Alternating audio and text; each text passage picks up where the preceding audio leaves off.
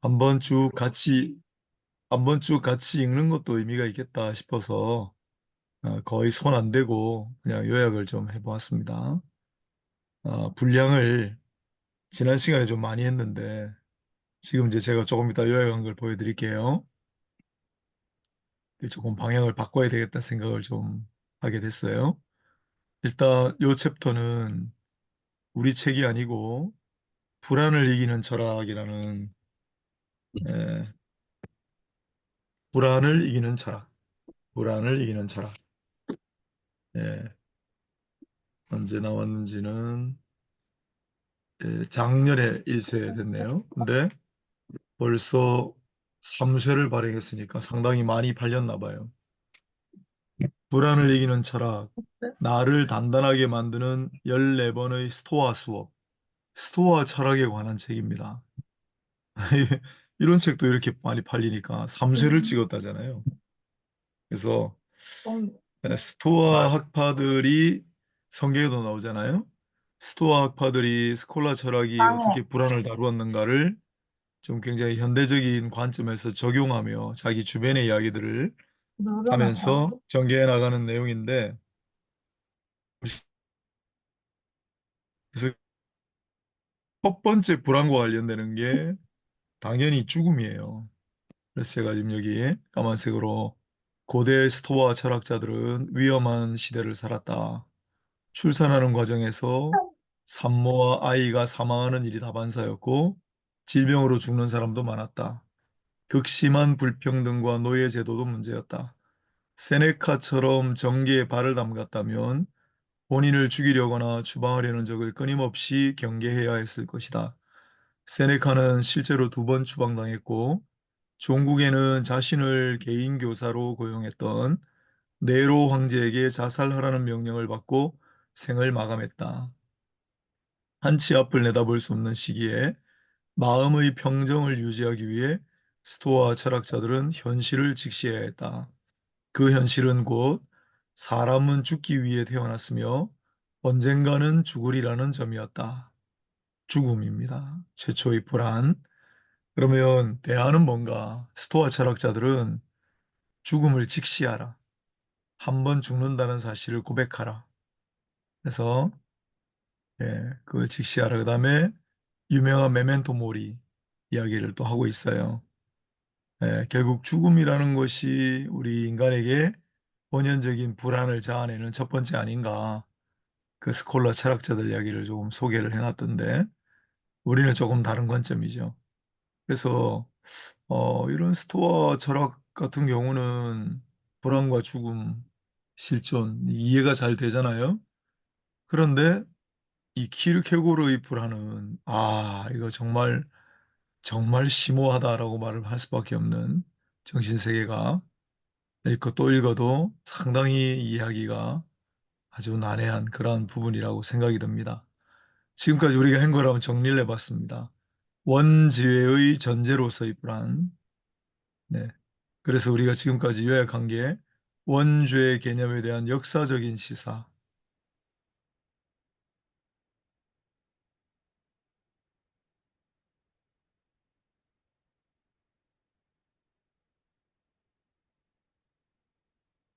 목사님 말이 안 언급한 내용을 들리는데요? 예? 계속 하시죠. 네. 그 다음에 순결의 개념에 대해서 챕터가 있었고 타락의 개념 그리고 불안의 개념이에요. 지금까지 우리가 한 게 제가 이거 왜 이렇게 오늘 요약해 놨냐면 제가 한번 쭉 돌아봤거든요. 원죄 개념에 관한 역사적인 시사에 무슨 내용이 있었지? 최초의 죄의 개념이 뭐라고 그런 거지? 순결은 뭐였지? 타락은 뭐였지? 생각을 해보니까 생각이 잘 안 떠올라요. 이게 읽긴 읽었는데 2번이나 했는데 머릿속에 정리가 잘 되거나 자기 나름대로 이해가 잘 안 됐다는 거죠.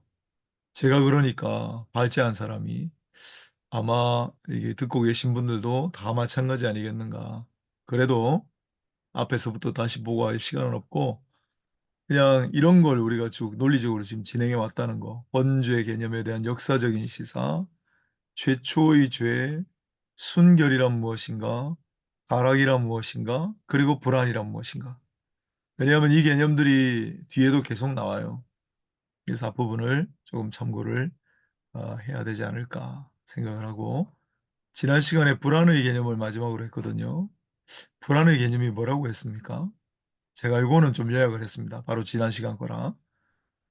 요약을 정말 축약해서 했는데 한번 들어보시고 '아 그랬었지.' 기억이 나시거나 이해가 잘 되시는지 한번 개인적으로 확인을 해 보십시오. "순결은 무지다. 이때 정신은 인간 속에서 꿈을 꾸고 있다. 이런 상태 속에는 평화와 안식이 있다. 그러나 동시에 또한 다른 무엇이 있다. 그것은 바로 무다. 무는 불안을 자아낸다. 순결은 동시에 불안이라는 사실이야말로 순결의 심오한 비밀이다. 또한 불안은 변증법적이고 양의적인 개념이다. 불안은 하나의 공감적인 반감이고 반감적인 공감이다. 예, 두 번을 반복해 놨네요. 공감적인 반감이고 반감적인 공감이다. 뭐 아련한 슬픔, 뭐 아름다운 슬픔 이런 거 찬란한 슬픔 이런 거 있었잖아요. 금지된 명령이나 유혹자가 아담을 유혹했다는 따위의 가설은 비상적이다. 오히려 불안이 눈앞에 나타났다는 사실이야말로 전체의 중심이 되는 문제다. 창세기 기사를 다룹니다. 정신은 불안으로서 관계한다. 정신은 자기로부터 도망칠 수가 없고 자기 자신을 파악할 수도 없다. 따라서 그는 불안에서 도망칠 수도 없다. 역설적이게도 그는 불안을 사랑하고 있기 때문이다. 이제야 순결은 그 절정에 이른다. 순결은 무지이지만 동물적인 야만성이 아니고 정신에 의해 규정된 무지이다. 그것은 무에 대한 무지이기 때문에 불안이다. 창세기에는 하나님께서 아담에게 오로지 선과 악을 알게 하는 나무 열매만은 먹지 말라고 하셨다는데 아담은 이 말을 이해하지 못했다. 정령 죽으리라는 말이 뒤따랐지만 그 역시 무엇을 의미하는지 아담은 전혀 모르고 있었다. 이걸 좀 이해를 하자면 예, 정신이 규정하고 있는 존재, 인간인데 정신은 꿈꾸고 있는 상태였대요. 그래서 무지의 상태인데 그럴 때 선과 악을 알게 하는 나무 먹지 말라는 금령이 떨어지고 정령 죽으리라는 예언의 말씀이 이어지니까 전혀 모르고 있는 상태에서 그래서 어 무의 이 상태에서 그 자체가 불안을 나타내고 그 불안이 결국은 순결을 예 좀 뒤흔드는 그래서 결국 어 잘못으로 범죄로 이어지는 뭐 그런 고리 같아요. 조금 더 보충을 해야 되겠지만 그게 인제 불안의 개념이었어요. 순결은 무지다. 순결은 무지인 동시에 불안이다. 이런 명제가 되는 거죠. 네. 조금 뭐 바꿔도 무지는 순결이고 불안이다. 그렇게 해도 되겠죠. 네. 그 무지는 단순히 동물적인 야만성, 동물적인 무지가 아니라 정신에 의해 규정된 무지이다. 그런 내용입니다. 자, 여섯 번째. 원죄의 전제로서 동시에 그 원죄의 기원에 소급하여 설명하는 것으로서의 불안. 네, 큰 제목의 내용하고 똑같은 소제목입니다. 제가 이제 이 부분을 요약을 하는 겁니다. 이제 창세기의 설화를 보다 상세하게 검토해 보자. 아담이 창조되었다. 동물들에게 이름을 지어 주었다. 아담은 반려를 찾지 못했으나 곧 이브가 창조되었다. 아담의 갈빗대로 만들어졌기에 친근했으나 외면적인 관계에 불과했다. 아담과 이브는 단지 하나의 숫자적 반복에 불과하다. 많이 모여도 결국은 하나라는 거예요. 자연은 무의미한 과잉을 싫어한다. 막 여러 부부를 출발을 시키지 않고 아담과 이브 한 부부를 출발시켰다는 거예요. 모든 개체는 자기 자신인 동시에 인류다. 이제 잇따라 금령과 형벌이 마련된다. 그러나 뱀은 어떤 동물보다 교활했다. 그리하여 뱀은 여성을 유혹했다. 앞서도 언급했다시피 죄성은 세대를 관통하여 전파된다. 다시 말해서 죄성은 세대의 진행 속에 자신의 역사를 가지고 있다. 그러나 이 역사가 양적인 규정 안에서 움직이는데 반해 죄는 항상 개체의 질적인 비약을 통해 나타난다. 이게 계속 되풀이되는 핵심이에요. 죄성은 세대의 진행 속에 자신의 역사를 가지고 있고 역사 속에서 양적인 규정하에 움직이지만은 죄는 개체의 질적인 비약을 통해 나타난다. 양적 질적이 다르고 또 역사의 흐름 속에 그러나 죄는 비약이다. 죄와 죄성을 구별해요. 계속 나와요. 여기서 사람들은 이미 세대의 양적인 진전을 볼 수 있다. 이브는 파생된 존재다. 물론 그녀도 아담과 같이 순결하다. 그러나 어떤 소질의 예감 같은 것이 있고 그것은 아직 죄성은 아니지만 전파를 통하여 정립된 죄성의 암시와도 같은 것이라 할 수 있다. 하와도 아직 죄 짓기 전이기 때문에 아담하고 같은 상태인데 그러나 아담하고 다른 점은 이브는 아담에서 또 파생된 존재니까 아담하고는 살짝 다른 것이 죄성이 있다고는 할 수 없으나 어떤 예감 같은 게 있고 암시 같은 게 있다라고 표현해요. 예. 정말 심오한 정신세계입니다, 이 사람 진짜. 이 죄성은 파생된 것이고 개인을 허물있게 하는 것은 아니지만 그렇게 될 소지를 부여하는 것이다. 이게 존재에서 끌어냈기 때문에 이브가 결국은 아담에게서 파생된 존재이기 때문에 아담하고 완벽하게 같을 수는 없다는 생각을 하신 것 같아요, 이분이. 이게 1 페이지인데 요런 식으로 좀 꼼꼼하게 한 문장 한 문장을 그냥 요약을 했습니다. 그래서 좀 진도가 늦을지라도 그냥 한번 곱씹어 보고 차근차근히 정리해서 나가는 게 좋겠다 이런 결론을 내렸어요. 왜냐하면 계속 지금 뒤에 되풀이되기 때문에. 앞선 금령과 형벌의 선고를 다시 상기하자. 아담에게 이해할 수 없는 것을 말한 사람은 아담 자신이라고 가정한다. 그러니까 누가 최초에 아담에게 그런 말을 했겠냐. 아담이 스스로 했다고 하면 문제가 없어진다. 그런 얘기가 나오거든요. 물론 하나님께서 말씀하셨지만은. 그렇다면 뱀의 문제가 남는다. 나는 태초에 아담과 하와를 유혹하고 부세에 와서는 저술가들을 유혹한 뱀의 유혹, 즉 재기발랄하고 싶다는 유혹. 아마 이 해석을 임충과 선생님이 이렇게 하신 것 같은데 저항하려고 한다. 그러니까 뱀의 유혹이라고 하는 것에 모든 초점을 우린 다 두잖아요. 사탄의 유혹. 그것 때문에 아담과 하와가 범죄했다. 근데 그거 조금 다른 생각을 하겠다는 거죠. 오히려 숨김없이 뱀이란 어떠한 일정한 사상과도 결합시킬 수가 없다는 점을 고백하는 바이다. 게다가 뱀은 전혀 다른 난점을 야기시킨다. 즉 유혹이 외부로부터 오는 것으로 만드는 것이다. 성경의 가르침과 어긋난다는 거예요. 왜냐하면 야고보서 말씀 하나님은 인간을 시험하지도 않으시고 누구에게도 시험을 하지 않으신다 했는데 하나님이 유혹했다 그러면 성경에 안 맞는 거고 뱀이 유혹했다 그러면 그것 때문에 하나님의 전체 계획에 차질이 있어지는 거니까 하나님이 시험받지도 않으신다는 말씀하고도 위배되지 않느냐는 거죠.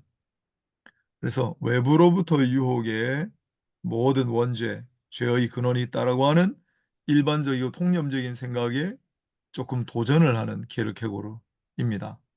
다음으로는 타락이 뒤따른다. 타락은 질적인 비약이므로 타락은 질적인 비약이므로 예. 죄성은 아까 전에 세대간을 거쳐서 역사적으로 양적인 진전을 이룬다고 했는데 아, 죄는 질적인 비약이라고 그랬죠. 타락이 심리학은 이것을 설명할 수 없다. 창조의 설화를 살펴보 설화라고 하는데요. 신화라고도 표현되어 있고 설화라고도 표현되어 있는데 이제 일반 사람들이 보는 관점이겠죠.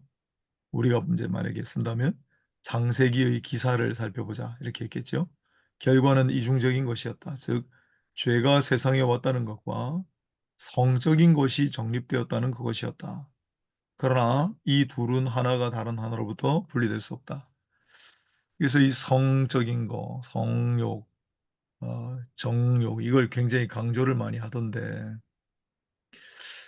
그런 측면에서 볼 때 약간 프로이드하고 연관성도 좀 따져봐야 될 것도 같고 굉장히 하여튼 중요하게 강조를 합니다.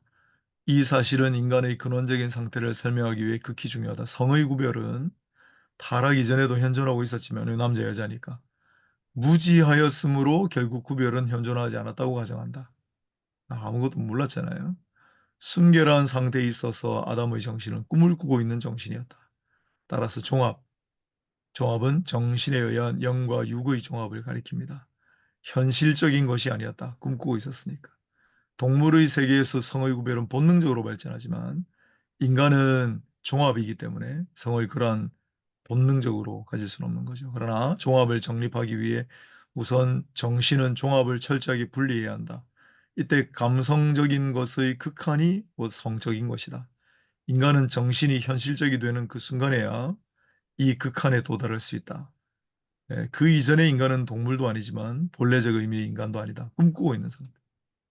죄성은 감성이 아니다. 그러나 죄 없이는 성욕도 없고 성욕이 없이는 역사도 없다. 완전한 정신은 성욕도 역사도 가지지 않는다. 그렇기 때문에 부활에 있어서는 성의 구별도 지양되고 천사도 역사를 갖지 않는다. 이렇게 얘기해요. 예. 부활했을 때 뭐 남성이냐 여성이냐 결혼을 했냐 안 했냐 그런 거를 사실 정확하게 따지질 않잖아요. 성적인 것에 있어서 비로소 종합이 모순으로서 그러나 동시에 과제로 정립되는 것이고 바로 같은 순간에 이러한 과제의 역사가 시작되는 것이다. 이 역사가 현실성이고 이 현실에는 자유의 가능성이 선행한다. 자유의 가능성이 현실성이 되는 단계. 그러나 자유의 가능성은 사람이란 선이건 악이건 마음대로 선택할 수 있다라는 것은 아니다. 그러한 어리석은 생각은 성경에는 물론 사유에도 어울리지 않는다. 가능성이 현실성으로 옮아가는 일이 그리 쉽지 않다. 여기에는 중간 규정이 필요하다. 가능성이 현실성으로 되게 하는 중간 규정이 바로 불안이라고 보는 거예요. 불안은 필연성의 규정도 아니지만 그렇다고 자유의 규정도 아니다. 불안은 구속된 자유다. 필연성 안에 구속되어 있는 것이 아니라 자기 자신 안에 구속되어 있다. 이 부분은 알 거는 같아요. 무슨 얘기인지. 그런데 너무 그 사상이 심오해서 우리가 완벽하게 이해하기는 상당히 어려운 진술이다라는 생각이 듭니다. 결국 이 키르케고르가 원죄, 어떻게 인간에게 죄가 왔지? 지금까지 우린 그냥 무심결에 뱀이 사탄이 유혹해서 그랬는데 그렇게 보고 싶지 않다는 거예요, 사람. 그리고 그 이유를 불안에서 찾아요. 불안은 구속된 자유다. 필연성 안에 구속되어 있는 것이 아니라 자기 자신 안에 구속되어 있는 자유는 아니지만 자유의 가능성과 관련이 있는 그리고 현실성으로 이전되게 만드는 중간 규정이 불안이다라고 강조를 합니다. 만일 죄가 필연적으로 이 세상에 왔다고 한다면 거기에는 어떠한 불안도 없을 것입니다. 그러나 죄가 어떤 추상적인 자의적 자유행위를 통해 세상에 왔다고 해도 불안이 낄 자리가 없죠. 죄가 어떻게 해서 이 세상에 왔는가에 관한 논리적인 설명은 어리석은 일입니다. 누가 그걸 설명할 수 있겠어요? 그러나 만일 아담이 죄를 범하지 않았다면 어떻게 됐을까 하는 질문도 지각 없는 짓이다. 학문은 그러한 것들을 설명할 수 없다. 죄는 학문을 초월하는 지점, 곧 회전점 안에 있고 이 회전점에서 죄는 개체로서 개체 속에 들어온다. 다른 방식으로는 죄가 이 세상에 오지 못한다. 학문으로는 설명할 수 없어요. 그러하기에 어리석은 사람이 있어 마치 자기와는 아무런 관계도 없는 일을 묻듯 죄에 관해서 묻는다면 역시 어리석은 일이다. 문제가 되고 있는 것이 무엇인지를 전혀 모르거나 알기는 알지만 어떤 학문도 설명할 수 없다는 사실을 알고 있기 때문에 이건 이제 뭐 이거 잘못 썼네. 어떤 학문도 설명할 수 없다는 사실을 모르고 있기 때문이다. 네. 학문은 가끔 무척 친절해서 그런 감상적인 소원을 가설로서 받아들인다. 설명해 줄 수 있는 것처럼. 그 결과 언젠가는 해답을 제시할 학문적 사색가가 출현할지도 모른다는 미신적인 확신을 가지고 있는 사람들이 있어서 그것 때문에 혼란이 더 가중된대요. 사람들은 죄가 이 세계에 들어온 지 벌써 6천 년이나 되었다는 말을 하고 있습니다. 6천 년은 우리 성경에 나오는 연대 아담부터 해서 역사가 6천 년밖에 안 된다는 젊은 지구론 주장하는 사람들 연대기죠. 그들의 말투는 마치 느부갓네살이 소가 된 지 벌써 4천 년이나 되었다고 짓거리는 거는 느부갓네살 소 관련된 다니엘서에 나오는 말이죠. 만약에 그때 느부갓네살이 소로 변했다면 이제 벌써 4천 년 되지 않았나. 그런 이야기하고 똑같은 어리석기 짝이 없는 그런 생각들이라는 거예요. 가장 단순한 사람이라도 이해하고 있는 사실을 여전히 해답을 얻지 못한 현상 문제나 되는 것처럼 심사숙고하고 언젠가는 학문적 사색가가 출현해 가지고 답을 주겠지 하는 사람들이 있다는 거예요. 죄가 어떻게 해서 세상에 왔는가는 인간 각자가 자기 혼자 힘으로 이해하고 있다. 그가 그것을 다른 사람에게서 배우고자 한다면 그 자체로 오해하고 있는 셈이다. 죄가 어떻게 세상에 왔는가를 이해하는 데 약간이나마 공헌할 수 있는 유일한 학문은 심리학이다. 하지만 심리학 자신도 아무것도 설명하지 않고 설명할 수 없고 할 생각도 없다고 말한다. 이게 탁월한 것 같아요. 그래서 죄가 어떻게 왔는가, 인간은 어떻게 해서 죄를 범하게 되었는가를 심리학적으로 설명한다. 이게 이 키르케고르의 이 불안의 개념의 제가 볼 때는 핵심 같습니다. 학문하는 사람은 자기 자신을 잊어야만 한다는 말은 지당하다. 그러나 다행히도 죄는 어떤 학문적인 문제가 아니다. 그래도 학문하는 사람은 죄가 이 세상에 어떻게 들어왔는지를 잊어버려야만 하는 의무를 지는 것은 아니다. 만일 잊으려고 하는 사람이 있다면 그는 자기 명함을 돌리느라 일충한 나머지 자기 이름을 잊어버린 궁정고무관처럼 우스꽝스러운 존재가 되고 말 것이다. 어떤 소설이 하나 있던데. 혹은 열성이 지나치게 자신을 망각하게 된다면 그런 사람에게는 서적 판매상인 조올린이 아내 레베카에게 "레베카, 도대체 짓거리고 있는 것이 나요?"라고 묻듯 정직하고 냉정한 아내가 필요할 것이다. 누군가 옆에서 알려주는 사람이 필요하다는 거죠. 체계에 대한 열심과 노력 때문에 모든 교인에게 널리 알려진 존경하는 이 세대의 칭찬을 받고 있는 학자님들은 죄를 위해서도 체계 속에서 하나의 장소를 마련하려고 노력하고 있다. 체계, 열심, 학자, 해겔 염두에 두시면 되겠죠. 이분들이 여기에서 전개되고 있는 사상을 극단적으로 비학문적이라 여기는 것도 당연하다. 그때만 그런 게 아니고 해겔 학파의 공격을 받았을 뿐만 아니라 지금 오늘 이 시대도 키르케고르의 사상 이거를 어딘가에 내놓으면 이렇게 이야기할 수도 있을 것 같아요. 그렇다면 모든 교인이 탐구에 참여하게 하라. 아니면 최소한 이들 심오한 탐구자들을 그대들의 경건한 남을 위한 기도 속에 포함시켜라. 그러면 그들은 반드시 죄를 위한 자리를 찾아낼 것이다. 이것은 명약관화한 사실이다. 차라리 많은 사람들, 아주 심오하고 진지한 탐구자들에게 맡기는 게 어떠냐. 학자들보다는 이런 아주 좀 약간 꼬는 말 같습니다. 점진적인 원죄로서의 불안. 자, 여기는 이제 점진적인 원죄라는 말을 씁니다. 점진적인 원죄로서의 불안. 불안을 점진적인 원죄다라고 한 것도 독특합니다. 죄성과 더불어 성욕이 정립되었다. 그 순간에 인류 역사가 시작된다. 아까도 이런 진술이 있었죠. 인류에 있어서 죄성이 양적인 규정 안에 움직이듯 불안도 그러하다. 원죄의 결과 혹은 원죄의 현 존재가 고 불안이고 이것은 아담의 불안과는 오로지 양적으로 다를 뿐이다. 불안도 죄성과 마찬가지로 양적인 규정을 따른다고 얘기합니다. 순결의 상태에 있어서는 원죄는 변증법적인 양의성을 가진다. 아까 했죠? 이 양의성에서 질적인 비약을 통해 범죄가 나타나게 된다. 후대의 개체에 있어서는 불안이 아담에게 있어서보다 한층 반성적일 수 있다. 왜냐하면 인류가 축적한 양적인 증거가 이제 그에게 효력을 나타내기 때문이다. 아담은 첫 불안자지만 뒤에는 좀 축적됐을 거니까. 불안은 인간에게 결코 불완전성이 아니다. 반대로 인간이 근원적일수록 불안도 더 깊다고 해야 한다. 이게 아까 스토아학파들이 보는 불안하고 전혀 다른 점이죠.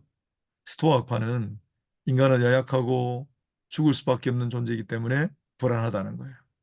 그런데 키르케고르는 그런 인간의 불완전성에서 불안이 오는 게 아니라 오히려 인간이 근원적일수록 더 깊은 불안에 실존적인 불안, 근원적인 불안을 얘기하는 거죠.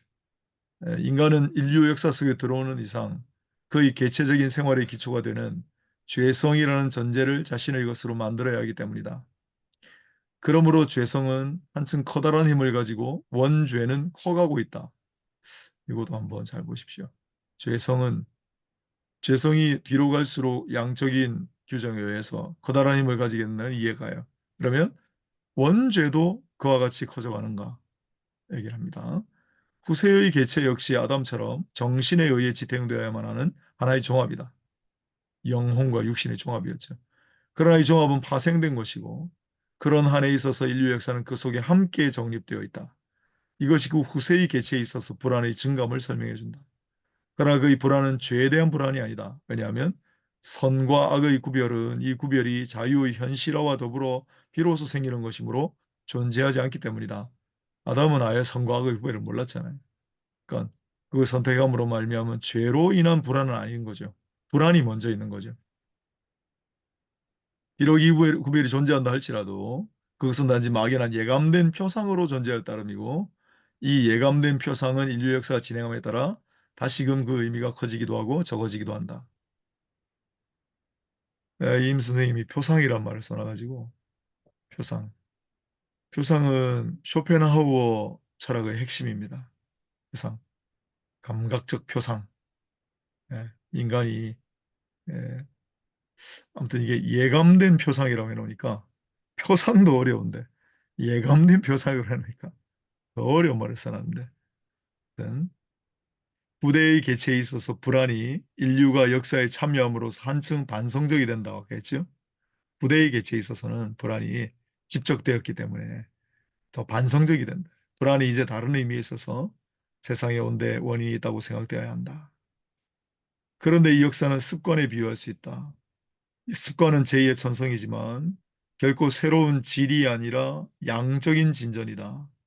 죄는 불안으로 말미암아 들어왔지만 이번에는 죄가 불안을 가져온다. 이건 이해가 가시죠? 처음에 태초에 불안이 있었어요. 그러다가 죄가 들어왔죠. 죄가 들어오니까 또 다른 불안이 초래된 거죠. 죄의 현실성은 현속성을 지니지 못한 현실성이다. 한편 죄의 연속성은 불안을 자아내게 하는 가능성이고 구원의 가능성은 개체가 사랑하면서도 두려워하는 또 하나의 무다. 여기 보세요. 죄의 현실성은 연속성을 지니지 못한 현실성이다. 한편 죄의 연속성은 불안을 자아내게 하는 가능성이고 반면에 구원의 가능성은 개체가 사랑하면서도 두려워하는 또 하나의 무다. 예, 그래서 제가 오늘 뭐 조금씩 하더라도 문장을 하나씩 좀 곱씹어 보자고 말씀을 드린 게 이런 것 때문인데 죄의 연속성은 가능성이지 현실성은 아니에요. 예, 연속성을 어, 죄의 현실성은 연속성을 지니지 못한 현실성이라고 그랬죠. 그래서 불안을 자아내게 하는 가능성일 뿐이에요. 하지만 구원의 가능성은 개체가 사랑하면서도 두려워하는 또 하나의 무라고 얘기합니다. 왜냐하면 각자가 이제 한번 생각해 보세요. 왜냐하면 이것이 변함없는 개체성에 대한 가능성의 관계이기 때문이다. 구원이 현실적으로 정립되는 바로 그 순간에야 비로소 이 불안은 극복되는 것이기 때문입니다. 인간과 피조물의 동경은 사람들이 감상적으로 생각하고 있듯이 달콤한 그리움이 아닙니다. 동경이 그러한 것일 수 있기 위해서는 죄가 이미 무장해제되어 있어야만 하기 때문입니다. 성실하게 자기 자신을 죄의 상태에 두고 과연 구원의 소망이 어떠한 것인지를 진실로 여실히 그려보려고 하는 사람은 이 사실을 승인할 것이고 심미적인 대담성을 약간이나마 부끄러워하겠습니다. 그런 사람만이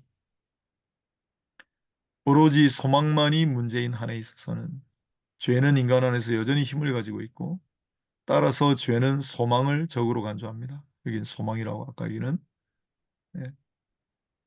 구원이 정립되면 불안은 가능성과 마찬가지로 뒤로 물러가고 그렇다고 해서 불안이 무로화해버리는 것이 아니고 옳게 이용만 된다면 이제 그것은 다른 소임을 다하게 됩니다.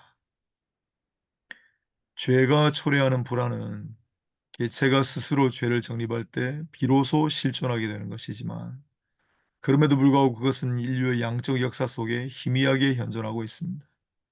그러므로 사람들은 여기에서도 인간이 자기 자신에 대한 불안 때문에 허물이 있게 되는 현상에 봉착하게 됩니다.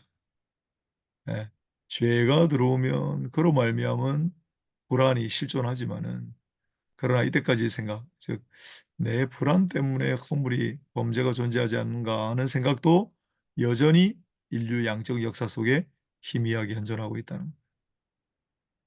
아담의 경우에 있어서는 이러한 것이 문제될 수 없을 것이다. 그럼에도 불구하고 각계의 개체는 오로지 자기 자신을 통하여서만 허물이 있게 된다는 사실은 여전히 확실한 사실이다. 그러나 여기서는 인류 속에 포함되어 전진하고 있는 양적인 것이 그 극단에까지 도달하기 때문에 만일 사람들이 이미 앞서 언급한 양적인 것과 질적인 비약의 구별을 단단히 붙들지 않는다면 이 불안은 모든 고찰을 혼란에 빠뜨릴 힘을 갖게 될 것이다. 이 현상은 후에 가서 연구의 대상이 될 것이다. 보통 이 현상은 무시되거나 감상적으로 설명되고 있다. 거기에는 자기는 그러한 인간이 되지 않았음을 하나님께 감사하는 비겁한 동정이 동반되고 있다. 그러나 사람들은 이러한 감사가 기실은 하나님께 대한 배반이고 자신에 대한 배반이라는 사실을 이해하지 못한다. 뿐만 아니라 사람들은 생명은 언제나 유사한 현상을 자기 속에 가지고 있고 인간은 아마도 거기서 빠져나갈 수가 없다는 사실도 생각하지 못하고 있다. 사람들은 모름지기 동정심을 가져야 한다. 그러나 동정이란 자기 자신에 대한 동정이 아니고요. 한 사람에게 일어난 것이 모든 사람에게도 일어날 수 있어야 한다는 것을 자기 자신을 올바르고 깊게 이해할 때라야 비로소 진정한 것이 된다. 어, 니체 얘기를 가끔씩 하는데 니체는 쭉 자기 사상을 개진하는 글도 썼지만 니체의 아포리즘 해가지고 문장을 짧은 문장을 엄청 많이 남겨놨거든요. 제가 이 키르케고르를 쭉 보면서 '키르케고르의 아포리즘을 하나 만들어야 되겠다.' 할 생각이 들 정도로 전체 흐름과 뭐 관련이 있겠지만은 전체 흐름과 떼어놔도 문장 하나하나가 이거 보세요. 사람들은 동정심을 가져야 하는데 진정한 동정이란 한 사람에게 일어나는 것이 모든 사람에게도 일어날 수 있어야 한다는 것을 자기 자신이 올바르고 깊이 이해할 때라야 비로소 진정한 것이 된다. 이때야 비로소 사람들은 자기 자신과 남에게 유익한 존재가 된다. 예. 이해하고 들으십시오. 이번에 한강이 노벨상을 수상을 했어요. 예, 노벨위원회에서 한강에게 노벨상을 수상한 이유는 그 역사적인 아픔을 동정한 거잖아요, 한강이. 그 공감이 다른 사람이 볼 때 참 탁월하고 아름다웠기 때문에 상을 준 거거든요. 그런데 그걸 비판하는 사람들은 그러니까 이거잖아요. 한 사람에게 일어난 그 소년이 한 사람에게 일어난 것이 모든 사람에게 일어날 수도 있다는 사실을 전혀 이해하지 않는, 예. 오로지 자기 자신 또 자기와 관련된 사람들만을 불쌍히 여기는 공감 능력이 없는 거죠. 그건 진정한 동정이 아니다라고 이야기할 수 있겠죠. 그런 동정심을 가지고 있는 사람이야말로 자기 자신과 남에게 유익한 존재다. 맞는 말이죠. 그렇지 않고 소설을 픽션을 사실과 다큐멘터리로 혼동하고 뭐 그건 좋아요. 그럴 수도 있다고 쳐요. 그러나 그 아픔 당한 사람들의 그 아픔을 자신의 것과 공감하고 승화시키려고 하는 그런 마음이 없는 사람들 를 키에르케고르가 보면 뭐라고 했을지. 어떤 정신과 의사가 자기는 영원토록 총명할 것이고 자기 두뇌는 인생에 있어서 결코 손상되지 않게 보상을 받고 있다고 생각할 정도로 의존하다면 그 사람 많은 사람을 고칠 수 있겠어요. 이제야 불안은 두 가지를 의미한다. 개체가 질적인 비약을 통해서 정립하는 불안이고 또 하나는 죄와 더불어 들어왔고 들어오는 개체가 죄를 정립할 때마다 양적으로 세상에 들어오는 불안. 그러니까 불안을 아까 죄와 죄성을 나눴는데 불안도 질적인 비약의 불안이 있고 양적인 진전의 불안이 있다라고 두 개로 분리를 한 거예요. 이게 이제 소결론입니다. 그런데 뒤에 또 심리학 관련된 얘기를 쭉 해서 이걸 어떡하지 다 덜어낼까 하다가 한번 해 봤습니다. 심리학에 관한 저술 속에 인용되어 있는 여러 예증은 진정한 의미에서 심리학적이고 시적인 권위가 결여되어 있다. 그러한 예증들은 각자가 공적으로 증명된 사실로서 거기에 서 있다. 일반적인 법칙을 이끌어내려는 외로운 사상가의 시도에 울어야 할지 웃어야 할지 모르겠다. 어느 정도 진지성을 가지고 심리학과 심리학적 관찰에 종사해온 사람은 보편적인 인간의 유연성을 터득하고 있으므로 자기에게 필요한 예증을 즉석에서 만들어낼 수 있는 입장에 있다. 이때 그 예증은 사실적이진 않으나 다른 종류의 권위를 가진다. 심리학적인 관찰자는 다른 사람 속으로 스며들어가서 그 사람의 입장을 모방할 수 있을 만큼 날쌔할 뿐만 아니라 때로는 침묵 속의 상대방으로 하여금 무관심과 고요 속에 내버려 둠으로써 오히려 더 조용히 짓거릴 수 있도록 하는 그러한 유혹적이고 욕정적인 어떤 스킬도 가지고 있어야 한다. 마찬가지로 심리학자는 개체가 언제나 단편적으로 불규칙하게 지니고 있는 것에서 전체적인 것과 규칙적인 것을 당장에 만들어낼 수 있을 만큼 영혼 속에 문학적인 독창성을 가지고 있어야 한다. 이거 맞는 말이죠. 근데 심리학자에게 이런 얘기를 했다는 게 좀 특수한데, 여기 보시면은 개체가 언제나 단편적으로 불규칙하게 지니고 있는 것, 자기 개인적인 경험, 단편적인 역사에서 전체적인 것과 보편적인 것과 규칙적인 것을 만들어낼 수 있는 문학적인 독창성. 이게 한강이 노벨상을 받은 이유입니다. 그동안에 우리 한국 문학이 우리끼리 하는 말로 왜 우리는 노벨상을 못 받을까? 이유가 두 개였거든요. 하나는 번역 문제. 우리 늘 번역 문제에 대해서 얘기했죠.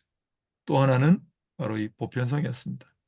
우리가 정말 애타는 그런 역사, 정말 소설의 소재가 되는 역사들을 가지고 있잖아요. 근데 그게 우리 너무 개인적인 경험에 머물러서 보편적인 공감대를 형성하는 인류 보편적인에 그거에 조금 이제 미흡하지 않았나 생각했거든요. 근데 이번에 이제 문학적인 독창성, 한강이 평가를 받은 거죠. 무엇을 눈여겨보기 위해 길을 쓰고 다닐 필요도 없으며 반대로 진행되는 모든 일을 알고 있는 형사처럼 방 안에 조용히 앉아 있을 것이다. 그는 당장 필요한 것을 만들 수도 입수할 수도 있다. 심리학적인 관찰자. 심리학적인 관찰자도 문학적인 독창성을 가지고 있어야 한다. 그의 관찰은 다른 사람들 것보다 훨씬 믿을 만하다. 그렇다면 그의 관찰이 심리학에 무슨 소용이 있겠는가 반문할 질문은 천만의 말씀입니다. 일체가 관찰에 달려있다. 관찰한 사람이 있기만 하면 그런 일이란 매일 일어난다. 관찰을 음미할 만큼 신중하다면 그의 관찰은 신성한 인상과 현실이 같은 것과 같은 흥미를 자아내게 할 것이다. 이윽고 그는 자기가 남에게서 발견하는 일체의 기분과 일체의 심적 상태를 자기 자신 속에서 모방해 본다. 그리하여 그는 자기 모방으로서 남을 속일 수가 있는가? 이념의 힘을 빌려 자기 자신이 완성한 심리 상태 속으로 남을 이끌어들 수 있는가를 점검한다. 만일 그가 어떤 정렬을 관찰하려 한다면 자기가 점쳐둔 인간을 골라내기만 하면 된다. 상대방 비밀을 끌어내려면 평정과 침묵이 필요하고 무관심을 가장해야 한다. 그리고 상대방을 속일 수 있을 때까지 자기가 배운 것을 연습한다. 정렬을 일부러 가장하고 엄청날 정도로 자기가 그 정렬에 사로잡혀 있는 듯이 상대에게 표한다. 만일 그가 이상과 같은 절차를 제대로 해내서 있다면 상대방은 이루 헤아릴 수 없는 위안과 만족을 느낄 것이다. 어떤 사람이 정신병자의 강박관념을 알아내서 그것을 시적인 상상력으로 파악하여 한층 상세하게 전개해 보일 경우 정신병자가 느낄 위안과 만족. 이거는 지난번에 우병우 변호사 할 때 거기 조금 정신적으로 문제 있는 친구 나오잖아요. 그때 우 변호사가 자기도 조금 이제 관련이 있으니까 그 아이 수준으로 해가지고 쭉 진행해가는 그런 내용이 있었죠. 만일 그것이 제대로 안 된다면 조작상의 결함 혹은 개인이 적합하지 못한 인물을 선택했기 때문일 것이다. 그래서 이 심리학과 심리학적인 관찰자 이야기를 쭉 하고 있는데 여기 이제 뭐 문학적인 독창성, 보편성, 관찰, 또 모방 이런 얘기들 하고 있는데 이게 아마 자기가 아담과 후손들에서 관찰적인 심리학적인 관찰자적인 입장에서 뭐 그런 관점으로 바라보았다는 것인지 뭐 우리에게 그것을 권면하는 내용인지는 정확하지는 않으나 아무튼 심리학적인 관찰자에 관한 조금 대규모 아포리즘이 마지막에 있다 이렇게 말씀을 드리고요. 이제 남아있는 부분이 이 큰 챕터 객관적인 불안하고 주관적인 불안을 나눕니다. 또 질적인 비약의 불안하고 양적인 규정의 진전의 불안하고를 나누더니 이번에는 객관적인 불안하고 주관적인 불안을 나누고 주관적인 불안은 세대관계의 작용과 역사적 관계의 결과 우리 강성희 선생은 세대관계의 결과 역사적 관계의 결과 두 개로 나누었던데 세대관계로부터 오는 주관적인 불안 역사적인 관계로부터 오는 주관적인 불안을 다음 시간에 다뤄보도록 하겠습니다. 오늘 굉장히 짧은 분량만 했어요. 그러니까 앞부분의 마지막 6챕터하고 그다음에 새롭게 바뀐 단락의 1챕터만 한 거예요. 오늘 좀 적게 한 이유는 아까도 말씀드렸지만은 문장 하나하나를 조금 곱씹어 가면서 전체 내용이 잘 파악될 때까지는 조금 느림보라도 걸음을 하는 것이 좋겠다. 그렇게 제가 판단을 했기 때문이고 그 판단은 전적으로 저 자신으로부터 내가 이해가 잘 안 돼서 '뭘 읽었지?' 하다 보니까 '아 나부터 이해를 해야 되겠다.' 싶어서 좀 그렇게 좀 전략을 수정을 했습니다. 그래서 지난번에 한 50 페이지씩 또 한 단락씩 큰 단원 그렇게 가서 한 6-7번 정도 마치자라고 말씀드렸는데 조금 이해 수준을 좀 우리가 고려해 가면서 조금 천천히 갈 수도 있다. 이런 말씀을 이제 결론적으로 드리면서 네 오늘은 짧은 내용이었지만 이상으로 마치도록 하겠습니다. 경청해 주셔서 감사합니다. 고맙습니다.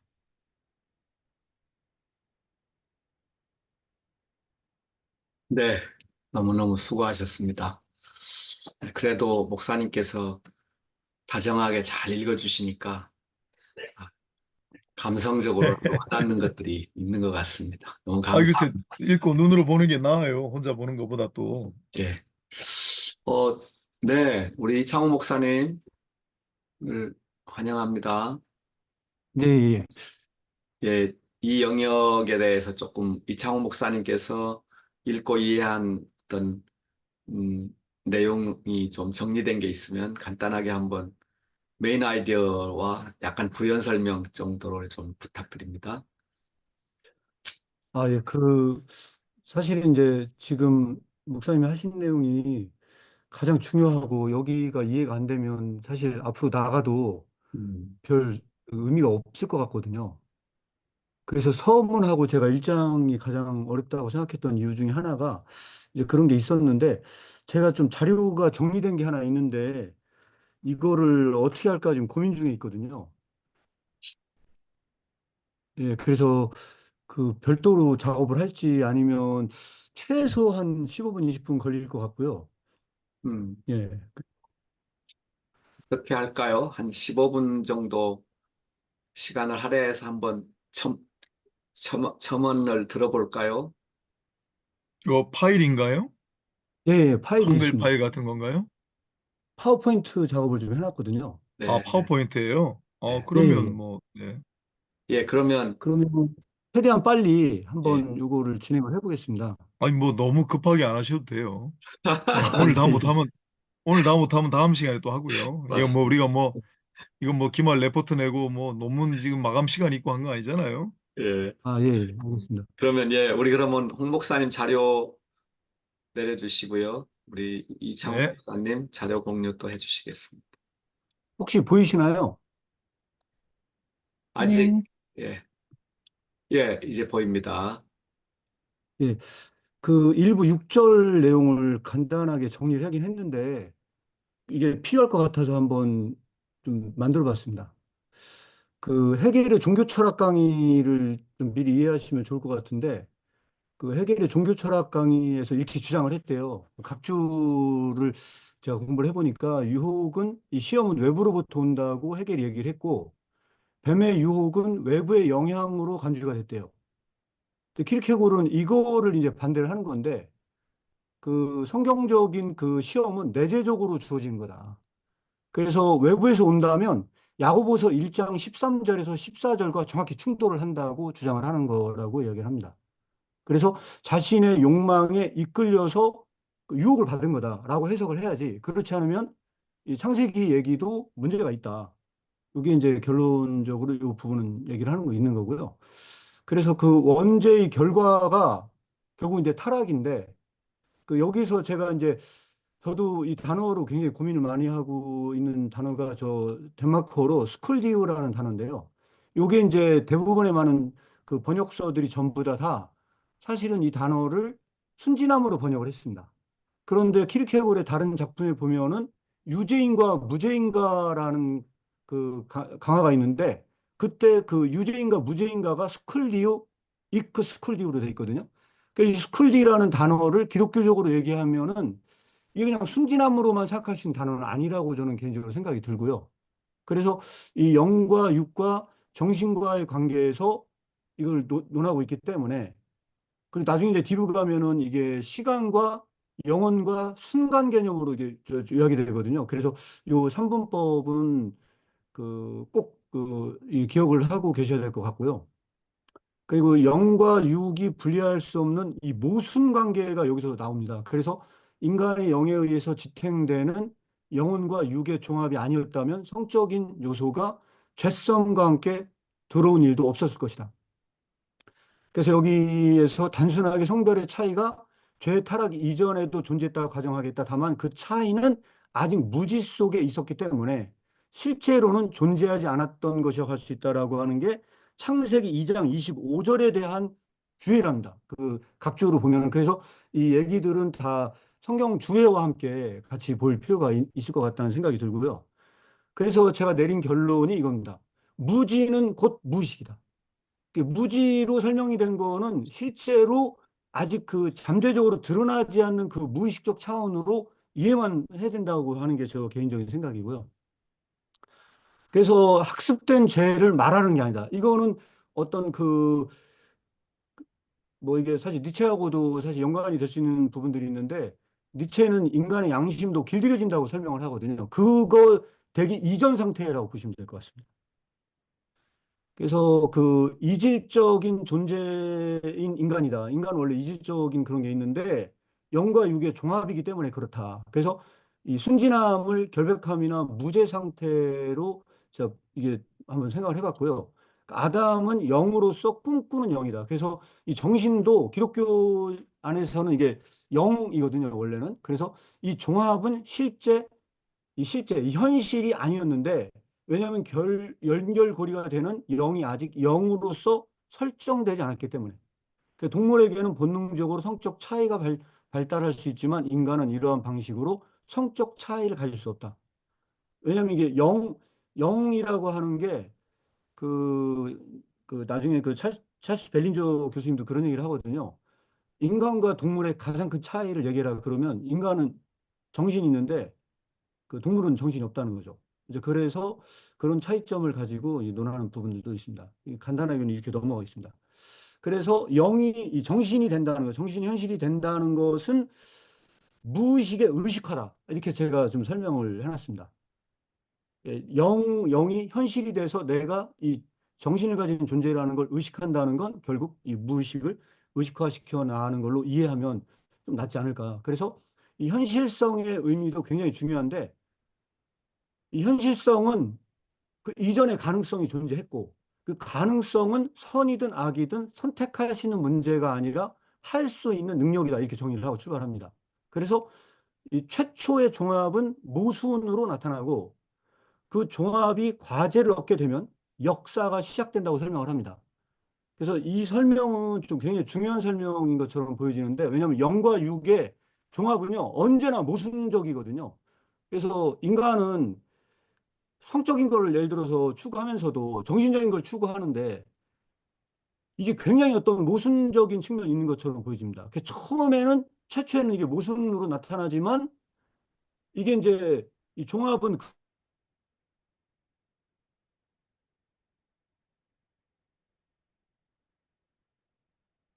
요약을 해놨는데, 이게 이제 마태복음 22장 30절과 누가복음 1장 11절에서 20절, 26절에서 36절에 대한 주해와 관련이 있답니다. 그래서 내용을 이렇게 그냥 넣어놨습니다. 그래서 제가 여기다가 모자이크를 넣어놨는데요. 좀 제가 이해하기 쉽게 말씀을 드린다면, 이 모자이크의 전체 그림은 인류라고 보시면 될 것 같고요. 그 모자이크의 저 조각 하나는 개인으로 보시면 될 것 같습니다. 그래서 이게 이제 동물의 그 집단과 다른 점은 뭐냐면, 모자이크의 저 하나의 개체는요, 저 모자이크 그림을 형성하기 위해서 없어서는 안 되는 존재거든요. 그러니까 그런 방식으로 이 모자이크 조각 하나는 전체 인류에 봉사하고 있는 거고요. 그, 그 모자이크 인류 전체는 또 이 모자이크가 생성되는데 기여한다는 식으로 이해하시면 좋지 않겠냐. 그래서 역사에 참여한다는 것은 인류이자 인류 역사는 이런 측면에서 설명이 되면 좋을 것 같다는 생각이 들고요. 그래서 이 가능성에서 현실성으로 가는 것은 논리학에서는 너무 쉽게 이루어진답니다. 그러나 중간 규정, 이게 중간 규정인데 이 중간 규정으로 이 불안을 해결이 설명하지 않았다는 거예요. 그런데 이 불안이 있게 되면 이 가능성이 현실성으로 나타나는 게 그렇게 쉬운 문제는 아닌 것 같고요. 그래서 불안은 이 필연성의 범주도 자유 범주도 아니라고 설명을 하는데 여기서는 제가 이제 갇힌 자유, 이건 얽매인 자유다. 자기 자신에게 얽매인 상태인데 그래서 이 헤겔에서는 현실성은 자유와 필연의 통일이라고 설명을 합니다. 그런데 키르케고르는 이 설명에 사실은 반대를 합니다. 반대를 하고 있는 거고요. 이 범주는 좀 이게 칸트에게서 사실 왔다고 저는 생각을 하는데 이 칸트의 범주 이론을 간략하게 여기다 넣어놨습니다. 그래서 1번, 2번, 3번, 4번에 보면은 뭐 여러 가지 요소도 있는데 몰라도 좋습니다. 몰라도 좋은데 이 범주에 속하지 않는다. 불안은 그동안에 그리스나 이 일반적인 철학의 범주에서 속하지 않은 영역인데 이 부분에 대해서 내가 말하겠다. 이런 의미로 말씀을 드릴 수 있을 것 같고요. 제가 이거를 간단하게 설명을 드리려고 이 간달프 얘기를 넣어놨습니다. 발로그와 간달프 사이에서는 이 불안은 자기에게 얽매인 상태라고 하는 게 이 발로그와 간달프로 설명을 할 수 있지 않을까 저는 개인적으로 이렇게 생각이 들어가지고요. 발로그는 간달프와 같은 마야 계층의 정령이라고 나와 있습니다. 그리고 결국 발로그와 싸움은 결국은 저는 이게 자기 자신과의 싸움이라고 생각을 하고요. 그 관점에서 읽어본다면요. 자신의 내면성의 동굴에 갇힌 상태다. 이 불안이라고 하는 건. 그래서 영상을 제가 간단하게 넣어놨습니다.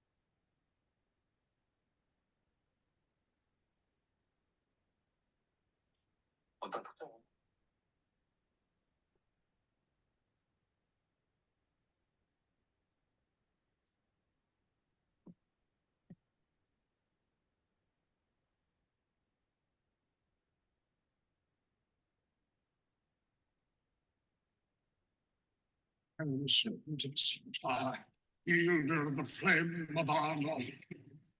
I command you, flame of the moon.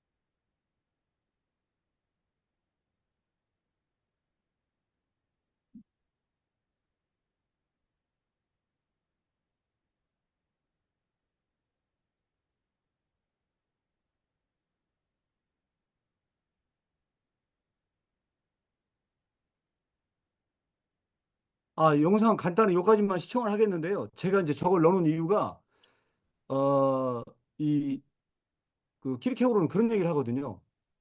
그 불안의 크기는 완전성의 크기에 대한 일종의 예언이다.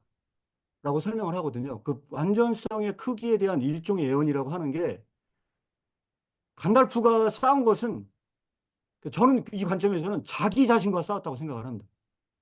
그러니까 저기에 나오는 발로그는 그 힘의 크기는, 자기가 두려워했던 그 힘의 크기는 그 자기 자신의 힘이었다는 거죠. 그거를 역설적으로 그 불안의 크기만큼 그것이 이제 그 자기의 힘이었다. 그래서 이 불안은 바로 그 가능성이고 그 가능성에서 이 대면하고 있는 그 불안, 이 여기에서 이제 그걸 말하려고 하는 것이 아니냐 저는 그렇게 생각을 하고요. 그래서 이 가능성은 선이든 악이든 선택할 수 있는 문제가 아니다라고 하면서 이 죄는 결국은 필연적으로 들어왔다면은 이 불안이 없게 되고 추상적인 의지로 들어왔다면 이 불안은 또 없게 된다는 겁니다. 그래서 이거는 이 불안이라고 하는 범주는 이 죄에 대한 거는 필연적으로나 이 추상적 자유는 절대 논할 수 없는 문제다. 그래서 이 책에서 나와 있는 추상적 자유라는 그 말이 있습니다. 이 추상적 자유라는 말이 이 라이프니츠의 완전히 무관심한 의지에 대해서 비판한 내용, 이제 그거에 대해서 이제 이야기해서 비판한 내용이랍니다. 그래서 라이프니츠가 셸링이 의지의 평형이라고 했던 그을 도덕적 해악이라고 언급했던 내용을 그 언급한 건데 무관심한 자유라는 건 존재하지 않는다. 모든 자유는 어떤 관심된 자유지 아무것도 그 어떤 그 결여된 그 선호된 게 없는 자유라는 건 존재하지 않는다. 그래서 일종의 신정론과도 관련이 있는 내용이라고 이렇게 이 책은 그 주석에서 얘기를 하고 있고요.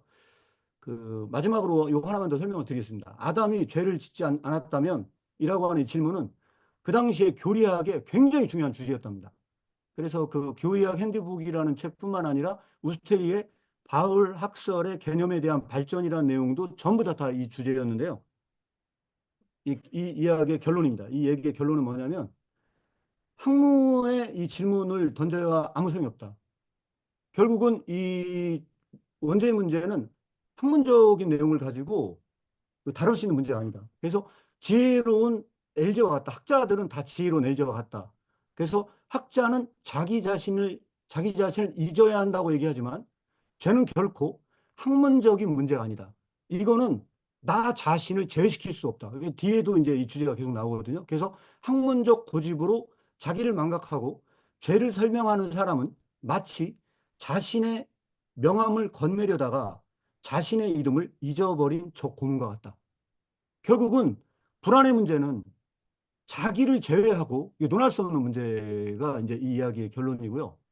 그래서 이런 논의에서 한번 생각해 볼 필요가 있지 않나 싶어서 한번 정리해서 말씀을 드렸습니다. 예. 우리 일부 발제에서 홍 목사님이 제시한 내용과 또 이 부분을 조금 더 간단하게 요약한 우리 이 목사님의 말씀이 있었습니다. 예, 저는 개인적으로 원죄론을 다루는 키르케고의 입장과 원복론을 다루는 이의 입장을 좀 분리해서 생각해 보면 어떨까? 예, 우리 개혁주의에서는 원복론을 잘 안 다루던데 원죄론보다 먼저 원복론이 있지 않았나 이런 생각을 해본다면 원죄론을 생각하는 데 조금 도움이 되지 않을까 그런 질문도 한번 해보는데요. 나중에 혹시 필요하면 원복론도 한번 찾아서 다뤄봤으면 좋겠습니다. 예, 우선 귀담아서 경청한 우리 장종수 대표님 오늘 들으면서 무슨 생각하셨는지 들어보겠습니다. 그 저는 혹시 이상호 목사님한테 하나 여기 책을 읽다 보면 요 말 중에 반성적이라는 얘기가 있는데 이게 어떤 느낌으로 봐야 되는 건지 그게 어 어,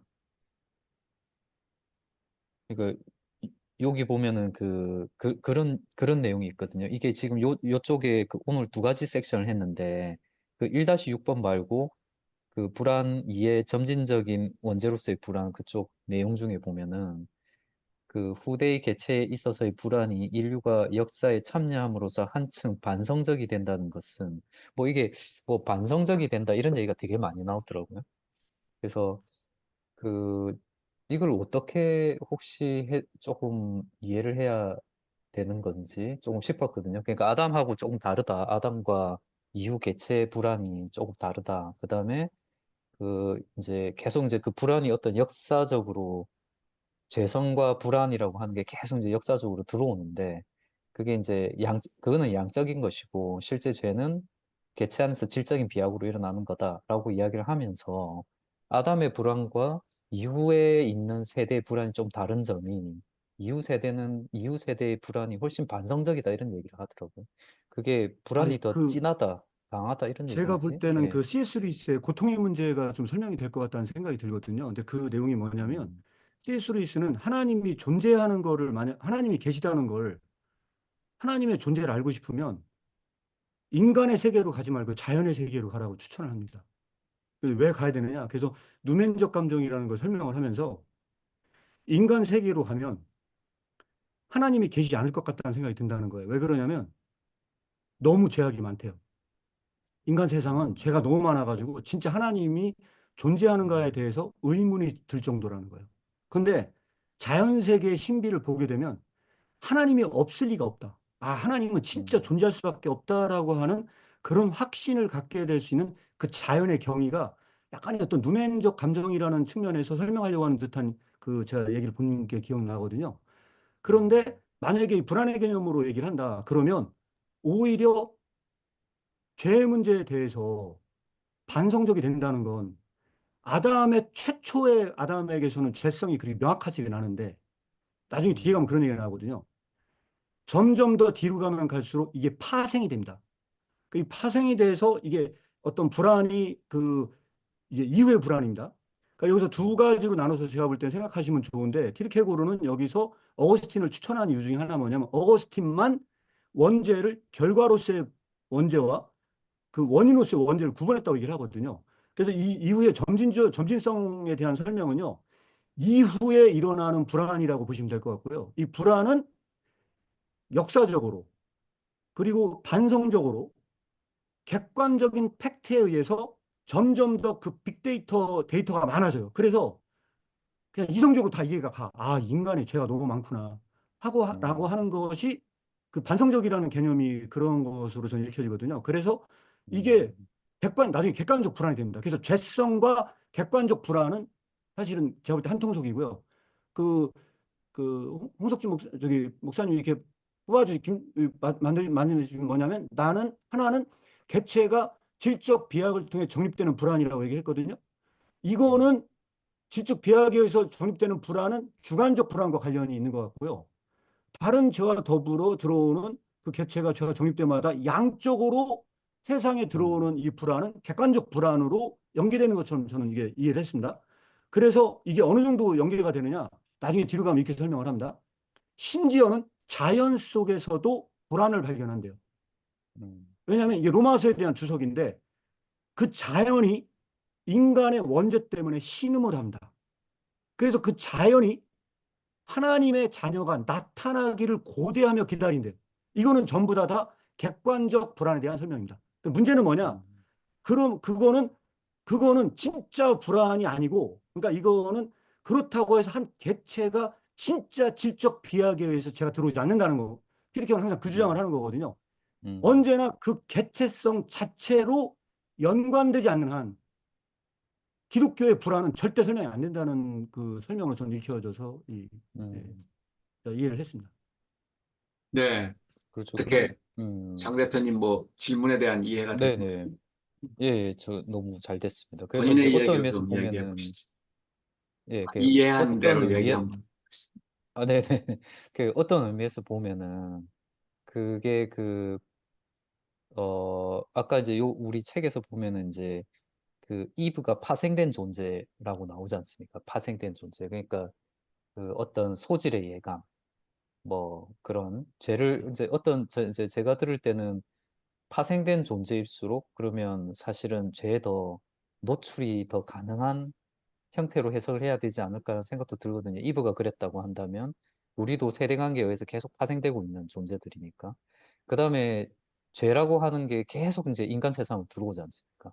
인간 세상에서 계속 들어오고 죄가 들어오면 죄성이 들어오고 막 이렇게 이제 들어오니까 어쨌든 죄라고 하는 거는 개인의 어떤 개인 안에서 일어나는 비약의 결과지만은 그건 어떤 의미에서 보면 그 개인한테 책임이 있다라고도 사실 볼 수 있는 거지만 우리를 둘러싸고 있는 것은 점점 세대가 가면 갈수록 엄청나게 더 상황이 더 엄격해지고 안 좋아진다 이렇게 봐도 될까요? 이게 이제 근데 지금 책을 그거는 쭉 약간 읽었을 좀 때는 약간 예, 제 개인적인 생각엔 그 의미가 약간 다를 수는 있거든요. 왜 다를 수가 음, 있냐? 그러니까 이 독해에서 제가 볼 때 좀 오해가 될 소지가 하나 있는 독해가 있는데, 제가 볼 땐 그게 뭐냐면 하와가 불안이 더 많다는 그 얘기를 하거든요. 하와가 왜 아담보다 더 불안이 많냐라고 하면은 하와가 파생된 존재이기 때문에, 아담의 갈빗대로부터 나왔기 때문에 더 불안할 수 있다고 얘기를 하거든요. 그런데 그런 면에서 본다고 한다면 하와만 불안이 더 증가가 된 게 아니고, 그 이후에 아, 그 하와 이후에 태어난 이후의 세대 모든 사람들은 양적인 면에서, 이 죄성의 면에서는 그 불안이 더 증가돼서 나타날 거예요. 그런데 여기서 되게 중요한 설명이 뭐냐면, 죄성은 죄가 드러난 상태가 아니고, 이거 굉장히 중요한 부분이라고 생각하는데요. 죄성은 아직 죄가 드러난 건 아니고 죄를 질 가능성입니다. 아직 그 가능성인데, 그 가능성이 객관적으로 더 많이 인식된다는 의미입니다.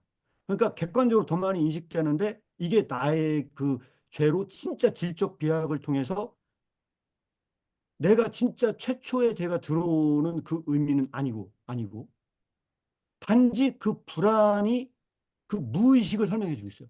내가 원죄가 아직은 순진한 상태고 결백한 상태인데, 단지 그 객관적인 불안이 그 속에 그 무의식적 차원에 어떤 죄가 있음을 이게 지금 보여주는 어떤 작용을 하는 것 뿐이지, 이게 진짜 그런 상태로 들어오지 않는다는 거거든요. 그래서 그 중요한 표현이 하나 나옵니다. 어떤 표현이 나오냐면, 죄에 대한 불안이 죄를 낳는다는 표현이 나옵니다. 거기에.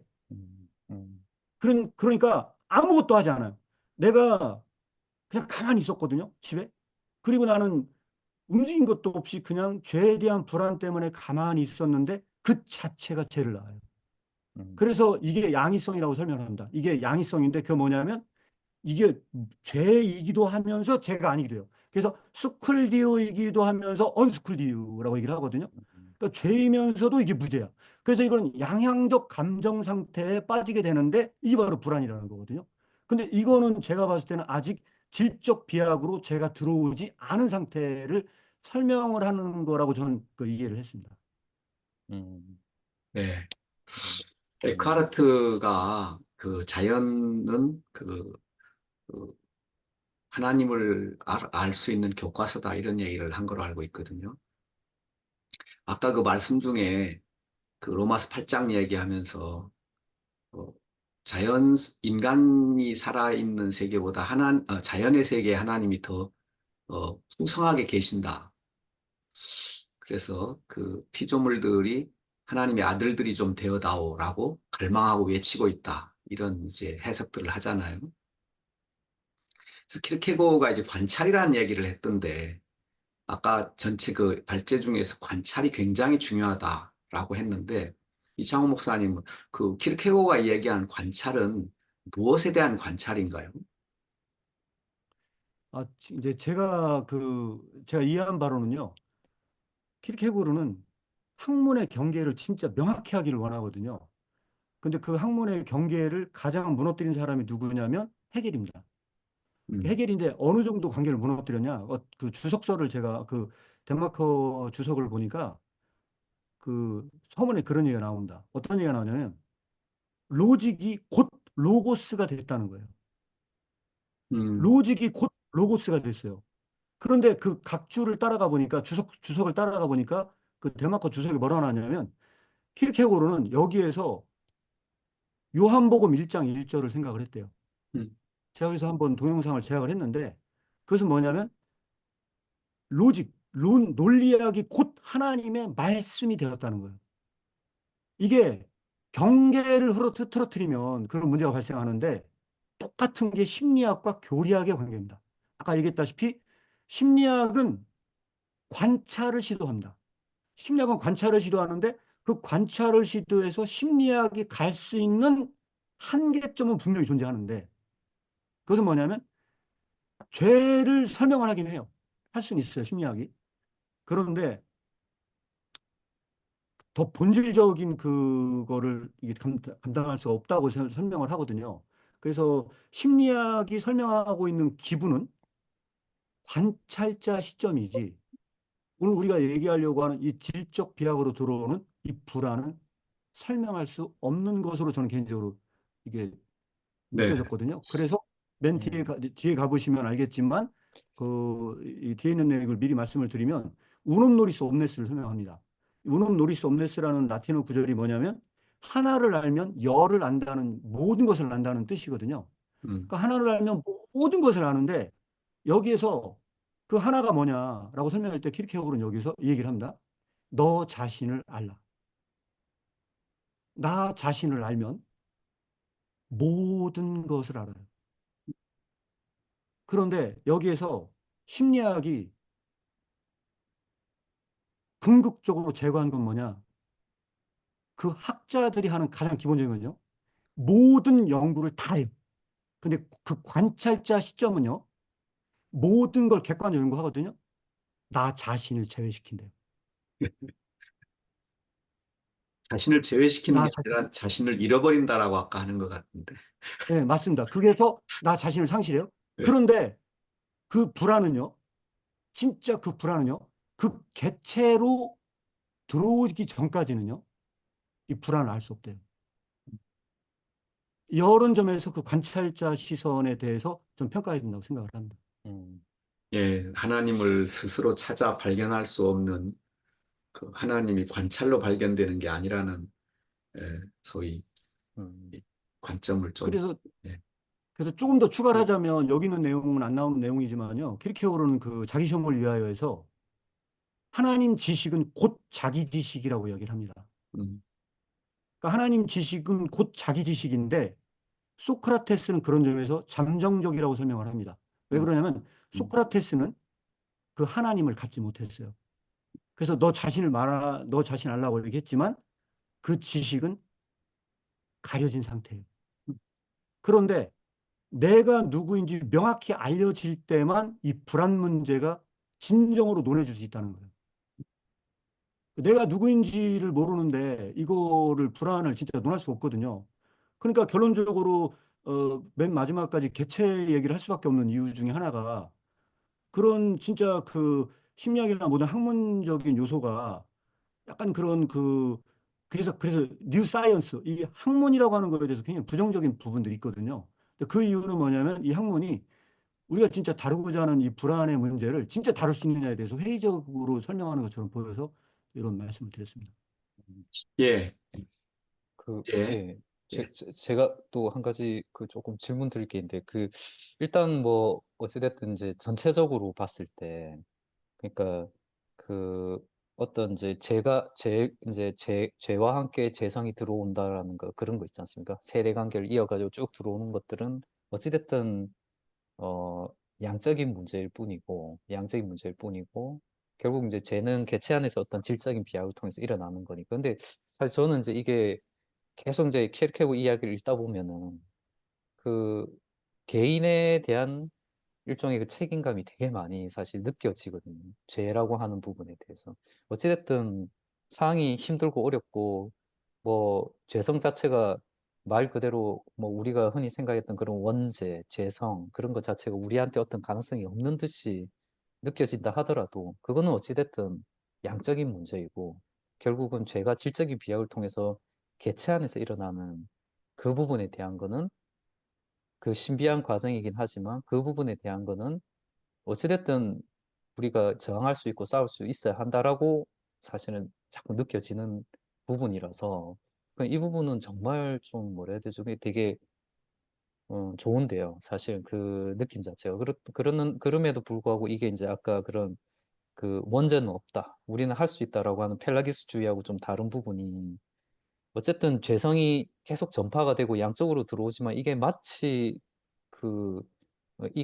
우리가 빠져나갈 구멍이 전혀 없는 듯이 죄인 듯이 보이게 되는 그 과정 자체가 있다라는 것을 케르케고 인정하고 있기 때문에 이런 부분에서 보면 펠라기스주의하고는 좀 다른 부분이고 이게 이제 자기 책에도 그런 부분에서는 펠라기스주의하고 다르다고 자기도 적어 놓은 것 같아서 그거는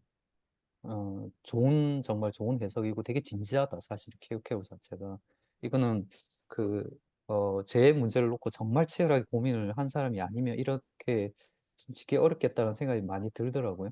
그래서 이제 전체적인 주제 자체는 되게 좋았는데, 제가 이제 궁금한 게 이제 한 가지가 그 여기 이제 성적인 거하고 성욕하고 역사를 연결을 시키는 부분이 저는 그게 이해가 되면서도 좀 이해가 그러니까 아주 좋은 인사이트인데 이게 과연 그렇게 이제 역사를 어떻게 보면 되게 성적인 거하고 연관해가지고 딱 바라보는 부분 있지 않습니까? 그래서 이 부분은 또 어떻게 조금 받아들여야 될지 일면적으로는 맞다고 보는데 키르케고르가 이제 그 역사 얘기를 하면서 성적인 부분에 대한 성욕에 대한 부분들을 쭉 이제 하는 부분 있지 않습니까? 네. 이런 부분을 혹시 어떻게 조금 더 해석을 할 수 있을지 싶어서 한번 좀 여쭤보고 싶었거든요. 그러니까 저 같은 네, 경우도 사실 이 부분은 어려운데, 근데 이제 음, 그 제가 이해한 바로는 그렇게 얘기를 했습니다. 영과 육이라고 하는 거는, 영이라고 하는 거는 약간 뭐랄까, 그, 이, 눈에 보이지 않는 약간 정신하고 구분이 되는, 육체하고는 완전히 구분되는 어떤 속성을 가진 그 부분들이 있고, 육체라고 하는 영역은 그거와는 전혀 다른 진짜 이질성, 두 개의 그 영역은 섞일래야 섞일 수 없는 어떤 정과 반 같은 느낌이거든요. 그런데 음, 이게 동물은 그렇지 않은데 인간은 이게 그런 방식으로 종합되어 있다는 거예요. 그래서 음, 그 동물에는 없는 성에 대한 그 부분이 존재한다고 설명을 하는 거거든요. 그래서 처음에는 이 종합되지 않고 모순으로 출발한다고 얘기를 하는데 이게 이제 결국은 죽는 이른 병에도 같은 얘기를 하거든요. 그래서 이걸 종합하려고 하는 힘이 뭐냐? 그게 정신이 종합을 하려고 하고 그다음에 음, 영혼과 시간이 대척점입니다. 시간성 개념에서 나중에 뒤로 가면 영혼과 음, 시간이 대척점에 있는데 이거를 종합을 시도하는 게 순간입니다. 그래서 두 그러니까, 가지입니다. 공간의 개념에서는 정신이 영과 육을 종합하고 시도하고요. 시간성 음, 개념에서는 시간과 영혼을 종합하는 게 순간입니다. 그러면 음, 이거는 뭐냐? 이거를 제가 볼 때 오늘 요 용법으로 얘기를 하잖아요. 책임을 짓는 순간입니다. 키르케고르는 이걸 통해서 자유의 책임을 강조하려고 얘기를 하고 있거든요. 그래서 이 부분에 대해서 결국은 인간이 그 태초에 시도를 할 때 그때 성이 정립이 됐는데 그 주석서를 보니까 그렇게 나오더라고요. 그 당시에 신학자들이요. 인간이 죄를 짓기 전에는 남녀의 구분이 없었어. 라고 하는 신학이 있었대요. 그러니까 뭐냐면 죄를 음, 저지르지 않았다면 결국은 인간이라는 존재가 이 성의 구분이 과연 있었겠느냐에 대한 부분에 대해서 정면적으로 키키는 반박을 하고 아니야, 음, 그거는 음, 죄를 저지르기 이전 원죄가 있기 전에도 남녀 성 구분은 있었어. 있었으나 단 그 지식이 들어오면서 그래서 여기서 굉장히 나중에 들으시는 분들도 한번 고민 한번 해보면서 독해 다시 해보시면 좋을 것 같아요. 저도 이제 고민하는 부분이거든요. 키르케고르는 지식과 무지를 명확하게 구분을 합니다. 음, 명확하게 구분을 하는데 무지는 불안을 낳지만 지식은 정확히 이제 워딩을 제가 못 옮기겠는데 이 지식을 통해서 들어온 게 그 지식을 통해 들어온 게 남녀에 대한 그런 부끄러움 음, 이런 의식이 딱 들어온대요. 그래가지고 이게 뭐냐면 약간 거기 부분을 저도 굉장히 아직도 고민 중에 있는 부분인데요. 아마 그 지점에서 뭔가 좀 설명을 좀 더 해야 이 부분에 대한 명쾌한 설명이 있을 것 같다는 음, 판단이 들고요. 그래서 저도 네.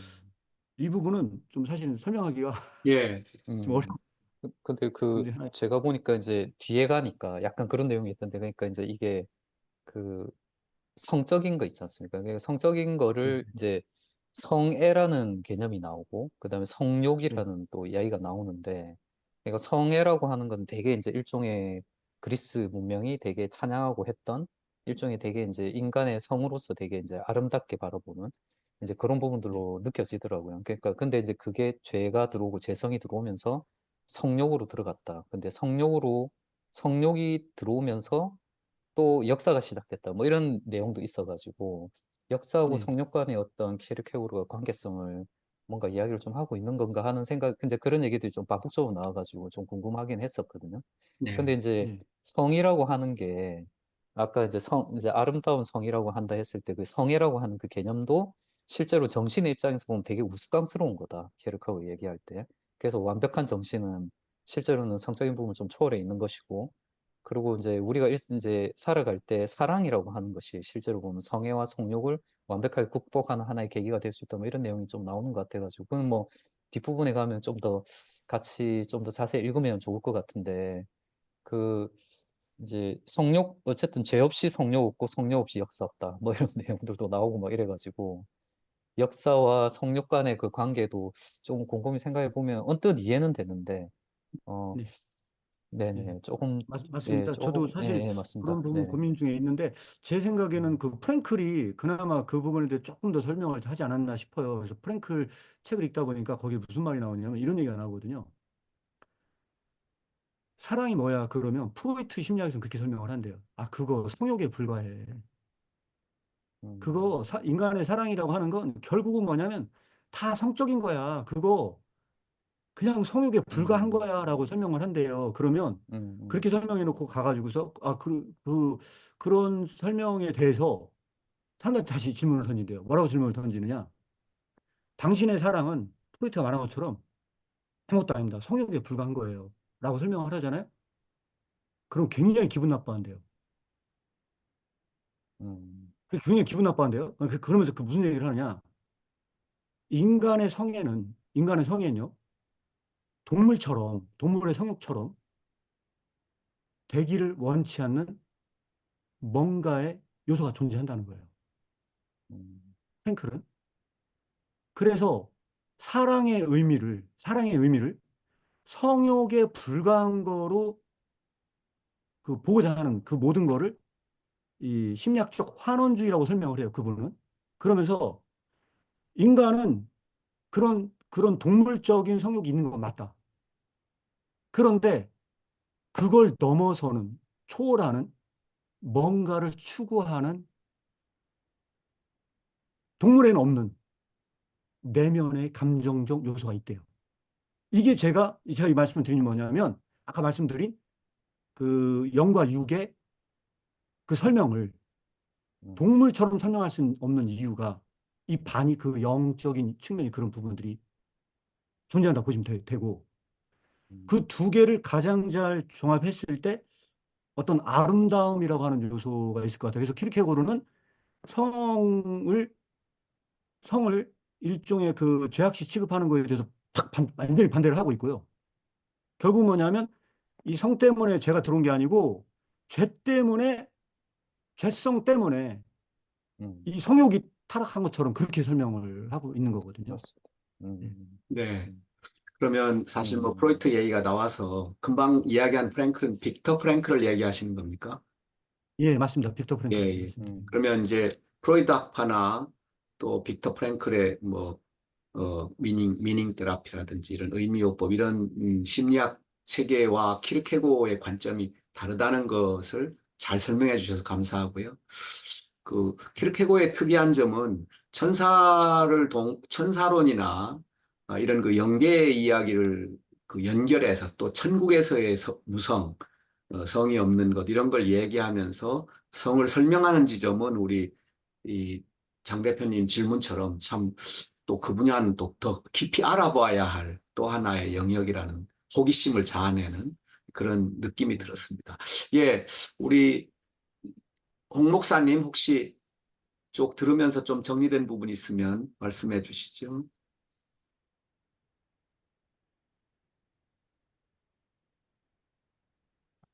마이크 꺼져 있는 것 같은데요. 음, 네. 들으시는 분들 계셔서 조금 정리를 하자면, 저도 마찬가지고, 그래서 키르케고르의 어떤 가치라고 할까? 지금까지 우리 죄가 어떻게 인간에게 들어왔나에 대해서 아무도 설명을 안 해줬어요. 그냥 뭐 사탄이 뱀을 통해서 유혹해서 그런 거 아닌가 그렇게만 생각하고 가르쳐 왔거든요. 저부터도 그랬고. 그런데 키르케고르의 정말 가치는 그 불안으로부터 시작되었다는 거예요. 그러면 이 불안은 어디서 생겼냐? 이제 질적으로 갑자기 비약에서 들어온 거죠, 불안도. 존재론적인 불안, 실존적인 불안. 그리고 지난번에 우리 이창호 목사님 말씀하신 무지로부터 촉발되었을 것이다. 하나님께서 하신 말씀에 그 불안의 어떤 위상, 가치, 이게 너무너무 중요한 것 같고요. 또 이후에 굉장히 많은 사람들한테 영향을 끼쳤습니다. 예를 들면 오늘 프로이드 얘기도 나왔는데 프로이드는 나름대로 그러면 인간의 이 불안이 어디서 왔느냐? 그 성적인 문제에서 왔다고 생각을 한 거죠. 아들러 같은 사람은 인정 욕구, 사회적으로 인정받지 못하는 뭐 그런 데서 찾았고 아무튼 이 불안의 개념을 제시했다는 게 이후에 수많은 뭐 프로이드 관련한 정신분석학자라든지 뒤에 실존주의 철학자들이 특별히 영향을 엄청나게 많이 미쳤다. 그래서 실존주의 철학자들 야스퍼스라든지 사르트르라든지 뭐 폴 틸리라든지 이런 사람들의 영향이 있다고 하는 게 바로 이 부분이 아닌가 생각이 들고요. 그 다음에 또 한 가지 제가 조금 제가 이해하고 좀 공부한 내용인데 정리는 못했습니다만 그럼 불안은 완전히 나쁜 거냐? 음, 그게 아니라 음, 우리 그 자기 개인적인 경험 있지 않습니까? 사랑하는 여인 그걸 달콤한 불안이라고 했거든요. 음, 네. 너무 사랑에 휩싸여서 행복한데 불안한 거예요. 내가 이 여인을 정말 행복하게 해줄 수 있을까? 네. 뭐 어떤 그런 생각. 달콤한 불안, 이 변증법적인 양의성 그런 거 얘기했잖아요. 그런데 그 어떤 감성적인 차원에서만 양의적인 면이 있는 게 아니라 불안이 이런 겁니다. 아까 우리 장 대표님 이야기도 제가 들으면서 키르케고르가 불안을 뭐라고 생각했냐면 자유의 가능성이다. 음, 예.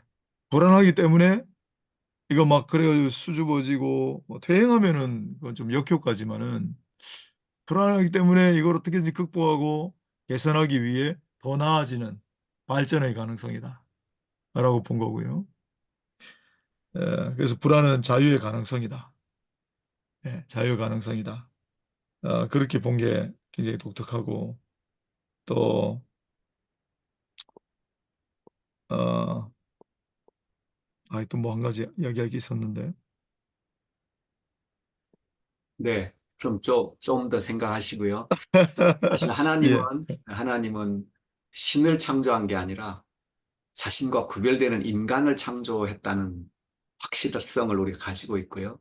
또 불안의 크기는 가능성의 크기라는 말도 굉장히 큰 새로 배운 어떤 하나의 에너지, 은혜의 지식이 되는 것 같습니다. 예, 우리 최명옥 학우님, 혹시 질문이 있습니까?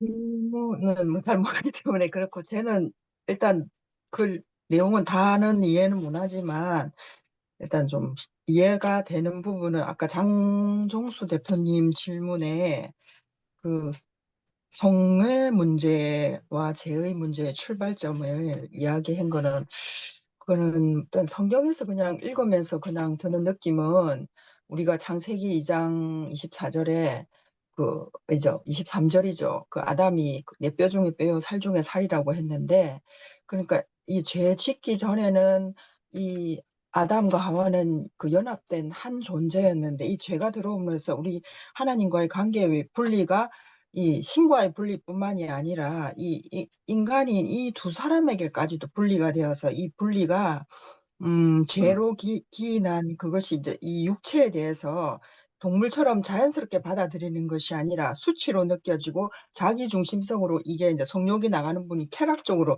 이렇게 나가는 그 출발점이 이 죄하고 연관되어서 이 성이 좀 변질된 게 아닌가. 하나님이 주신 성은 그 성욕이 아니고 정말 하나님께서 연합하기를 원하는 성이고, 우리가 그 부부로서 이곳으로 나아가야 되는 어떤 영역에 성적인 부분이 있는데 우리가 그걸 누리지 못하고 자기 중심적으로 그런 문제 때문에 지금 현실적으로 부부 간의 문제도 어떤 뭐 성격 차이다 이런 이야기가 많이 나오지만 실질적으로 들어가 보면 성적인 문제 이런 부분까지 세밀하게 솔직하게 토크로 들어가면 그렇게 나오는 부분이 결국은 그 죄의 근원적인 문제가 있다는 생각이 저는 들고, 음, 그리고 그 양의적이라는 그 멘트들이 계속 이렇게 여러 번 귀에 들리는데, 이 불안이, 이제 원래 그 원천적으로 그 스콜러 철학에서 말하는 그 불안이 불완전한 불안이 아니고, 이 케르케고르가 말하는 이 불안은 정말 양의적인 뜻을 갖고 있는 게, 이게 불완전한 것이 아니고 이 불안이 근원적이면 근원적이 그 책의 내용에 100페이지에 있더라고요.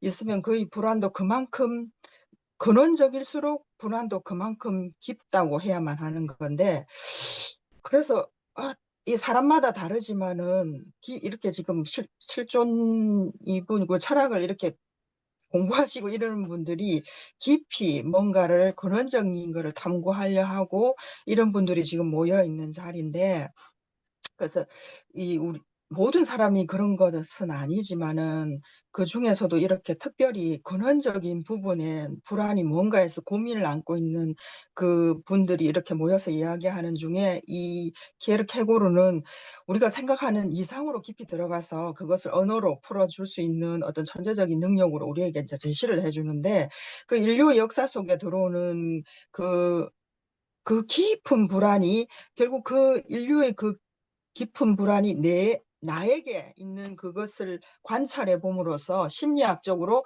나를 관찰해 보고 타인을 관찰해 봄으로써 그 근원적인 불안이 무엇인지 알 수 있다. 그렇게 되면서 심리학이 필요한 거고, 그 심리학이 뭔지 더 정립이 돼야 되기 때문에 계속 키에르케고르는 심리학에 대한 이야기를 아까 책에서도 그 터치를 해 주셨잖아요. 그 심리학이 어떻다. 여기 나오는 것이 있는데, 보통 심리학 공부하시는 분들이 뭐, 책 속에 있는 어떤 관념론적으로 예시를 들어서 공부하듯이 하는 것이 아니라, 진짜 심리학은 그 한 사람 한 사람, 진짜 사랑하는 마음을 가지고 관찰해서 그 앞에 동정심이라는 표현이 제가 드는 생각은, 여기서 딱 문득 든 생각은, 이 동정심인 결국은 동정심에서 출발하지만 우리 안에 있는 표현이 동정심이지만 그때 처음 읽었던 사랑의 역사가 생각이 나더라고.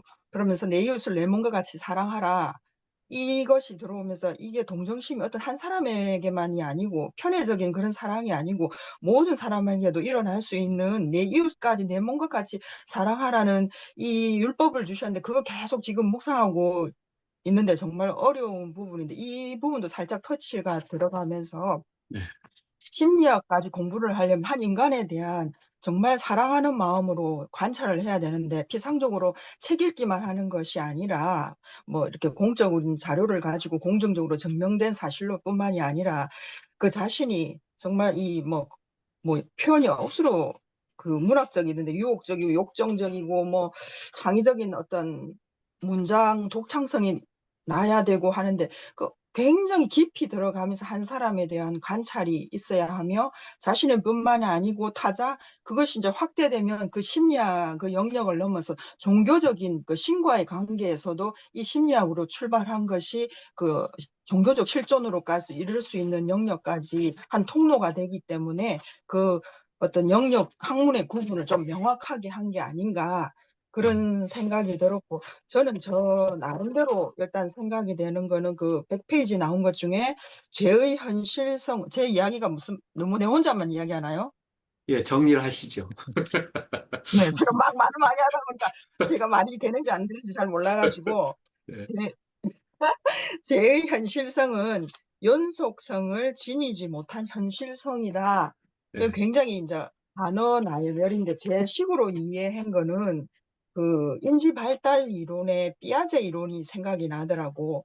네. 그러면서 이 삐아제 인지 발달의 대상 영속성 이걸 획득하는 게 그 아기들이 한 물체가 있을 때는 보이는 때는 이제 알 네. 수 있지만 그 물체가 어떤 것을 시야에 보이지 않으면 없다고 생각하지만 한 8, 9개월, 10개월 이 정도 되면 그 물체가 가렸어도 그 뒤에 물체가 있다라고 생각하는 것이 이제 그때 그 8, 9개월쯤 되면 이 대상 영속성이 획득이 되는데 이 죄 때문에 우리가 이 영적인 거나 정신적인 의미에서 이 영속성, 홍 목사님이 그 발제한 부분에 연속성이라고 되어 있던데 책에서는 영속성이라고 표기가 되어 있더라고요.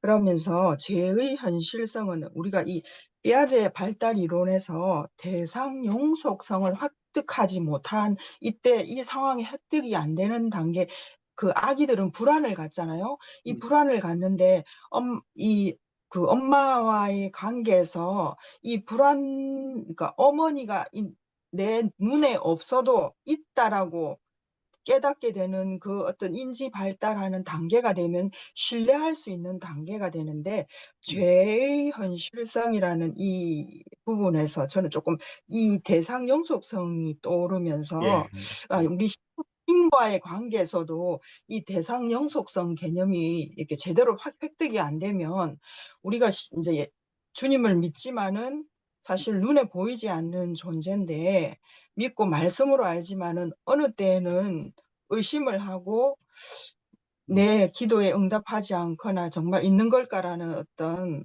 또 근원적인 불안에 다시 돌아가고 하는데 그러면서 여기서 구원이 정립되면 이제 이 불안이 좀 더 가능성으로 뒤로 물러가고 이 불안이 나중에는 다른 소임으로 날아서 신앙의 힘을 빌려서 이 불안이 구원의 징검다리가 된다. 그렇게 이야기하는 거를 보면서 이 불안이 어떤 이전에는 이 불안 때문에 굉장히 힘들었는데 이 불안이 때문에 내가 하나님을 만나는 통로가 되었고 이 불안이 하나님께 필연성은 아닌다는 표현을 쓰는데 제가 뭐 말을 더 논리적으로 하기가 그렇는데 한편으로는 이 불안이 내게 주신 어떤 축복의 통로가 된다는 그런 양의성이 있구나라는 거를 조금 이 공부를 해가면서 이제 저를 보면서 그 언어로 표현할 수 없는 그냥 생각이나 어떤 경험했던 거를 조금 단어들을 조금 생각해 보면서 조금 명확하게 표현할 수 있게 되는 어떤 공부가 됐다. 이렇게 생각이 들고 아직 모르는 게 많아서 뭐 집사님. 그 정도. 예. 충분히 그래서 전달된 것 같고요. 말이 너무 많아서. 그 시간이 없어서 우리 장도겸 집사님 네네. 그 나오셨는데 혹시 하고 싶으신 말씀이 있어서 나오신 것 같아서. 예, 제가 참 이야기 안 하고 듣고 있던 너무 재밌어요. 그래요. 그런데, 예, 이제 창세기에 보면은 1장 28절에 생육하고 번성하라 그랬거든요. 그 다음에 두 번 2장에 넘어가면 아담을 별도로 다시 창조했다는 이야기가 나오고, 그 마지막에 2장에 그 24절에 보면 남자가 부모를 떠나 그 안에 합하여 둘이 한 몸을 이룰지로다 했는데, 여기에서는 이미 어떤 성에 대한 문제는 개입이 안 된다고 봐지거든요, 저는. 그리고 전체가 하나고 하나가 전체란 말이 아까도 좀 나왔었는데, 사실 영, 혼, 육, 영육, 혼 세 가지로 구분을 하면 영이라는 것은 생각이 없다고 저는 그렇게 들었거든요. 그러면 우리가 기독교인으로서 통한다는 건 영이 전부 다 통한다는 겁니다. 그런데 혼은 개체고, 영은 전체가 통하는 거고, 육체는 또 따로 있죠. 그 다음에 여기서 이제 이 키엘케고르가 아주 대단하신 분이라 생각하는 것은 2절, 이제 창세기 2장까지 오는 과정 속에서는 쉽게 말해서 어떤 거니 성에 대한 문제는 개의치를 않아요. 그런데 그 넘어서 보니까 3장에 와서 뭐냐면은 선악과를 먹었을 때 그 먹고 나면은 눈이 밝아지리라 죽으리라.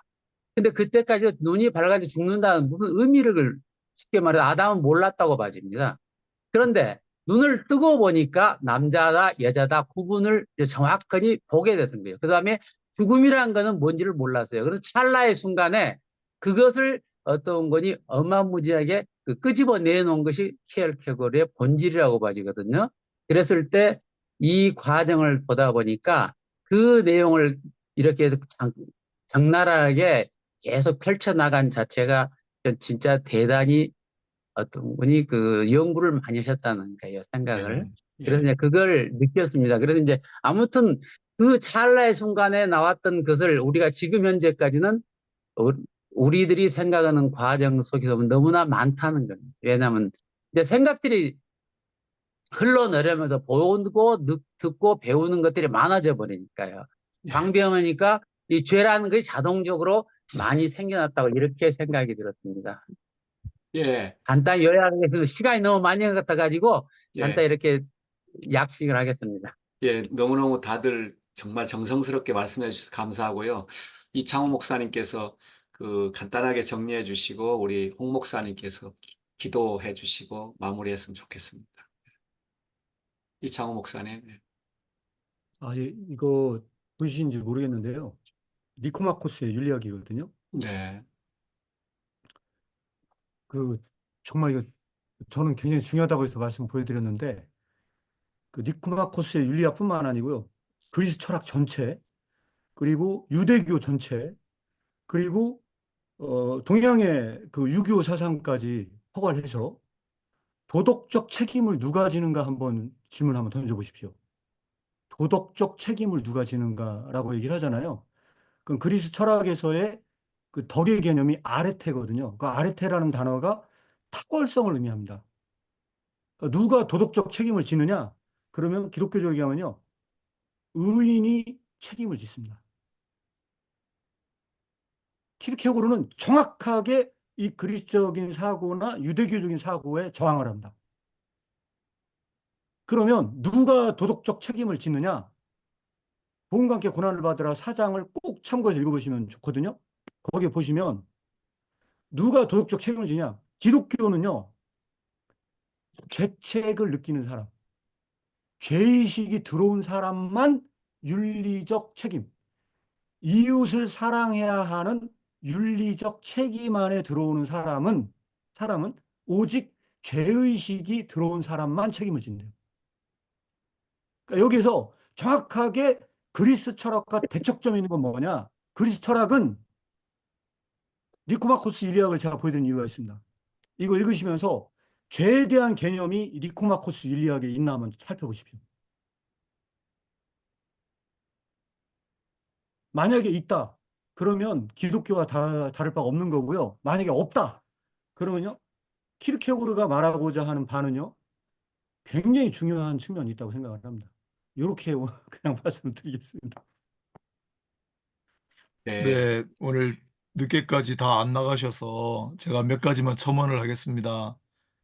이창호 목사님이 니코마코스 이야기하는데 너무 그렇게 어려운 거 하시면 다음에 우리 집사님들 안 올 수 있으니까 자제해 주시고요. 그 다음에 아까 장도겸 집사님이 영혼 6 3분설은 우리 신학이 취하는 입장이 아닙니다. 영혼과 육 우리는 이원설을 취한다는 거를 다음에 한번 뭐 자료를 한번 참고하셔서 연구를 해보시면 좋을 것 같고 여러 가지 말씀들을 하셨는데 발제자로서 제가 아까 전에 요약마저 하겠습니다. 그래서 키르케고르의 가치는 불안이다. 그러니까 죄 이전에 불안이 있었다. 애초에 불안이 있었다라는 거. 그리고 우리는 보통 불안하면 안 좋은 개념으로 보잖아요. 정신병리학적으로 보잖아요. 프로이드도 그렇고 뒤에 정신병리학자들 다 마찬가지로. 그런데 키르케고르의 불안은 부정적인 것만이 아니에요. 존재론적인 불안이에요. 실존적인 불안이에요. 그래서 아까 하나 빼먹은 게 불안은 동시에 자유의 가능성이다. 네. 개선하려고 하는 가능성이 된다. 그다음에 또 한 가지가 아까 우리 장 대표님 말씀하신 반성이 있잖아요. 그래서 불안한 건 뭔가 좀 내가 잘못됐거나 잘못 살았기 때문에 불안한 거잖아요. 그래서 자기 삶을 성찰해보고 윤리적인 삶의 기초로 작동할 수 있다. 이 불안입니다. 키르케고르의 자유의 가능성과 윤리적인 삶의 기초로 작동할 수 있다. 그러니까 오늘 현대 많은 청춘들이 특히 불안에 떨잖아요. 미래에 대한 불안. 그러나 미래에 대한 막연한 불안과 물론 없을 수는 없죠. 하지만 그걸 동시에 자유의 가능성으로 여긴다면 또 자신의 불안을 어떤 윤리적인 어떻게 살아야 할 것인가가 제일 중요한 질문이었거든요. 기르케고르에 있어서.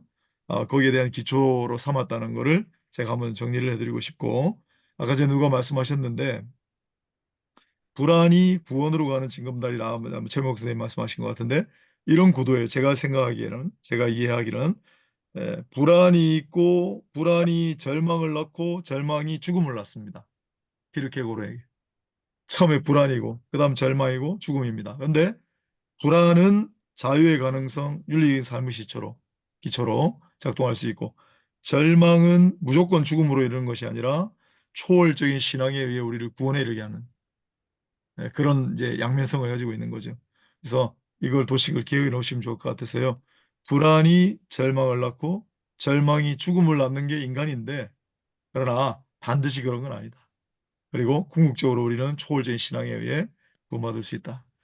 이제 그런 거를 제시하는 것이 죄의 문제, 죄의 본질을 제시를 하고 거기에 대한 해결책으로 신앙을 제시를 하는 것이 기르케고르의 사상의 얼개가 아닌가.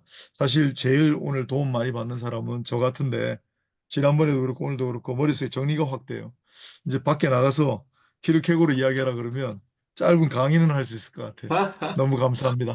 네, 기도하러 가셨으니 감사합니다. 모두 예, 네, 좋은 시간 가지시고요. 밤에 예. 또 평안한 한식을 취하시기 바랍니다. 하나님, 오늘 늦게까지 또 많은 사람들이 시간을 내어서 마음을 내어서 경청하였습니다.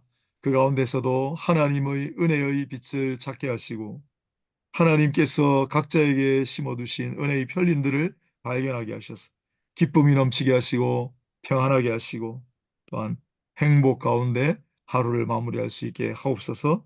이 모임이 하나님 복 주셔서 정말 하나님을 더 깊이 알아가고 우리가 알지 못했던 신학적인 질문들, 거기에 대한 답을 찾아가는 귀한 영적인 모임이 되게 하옵소서.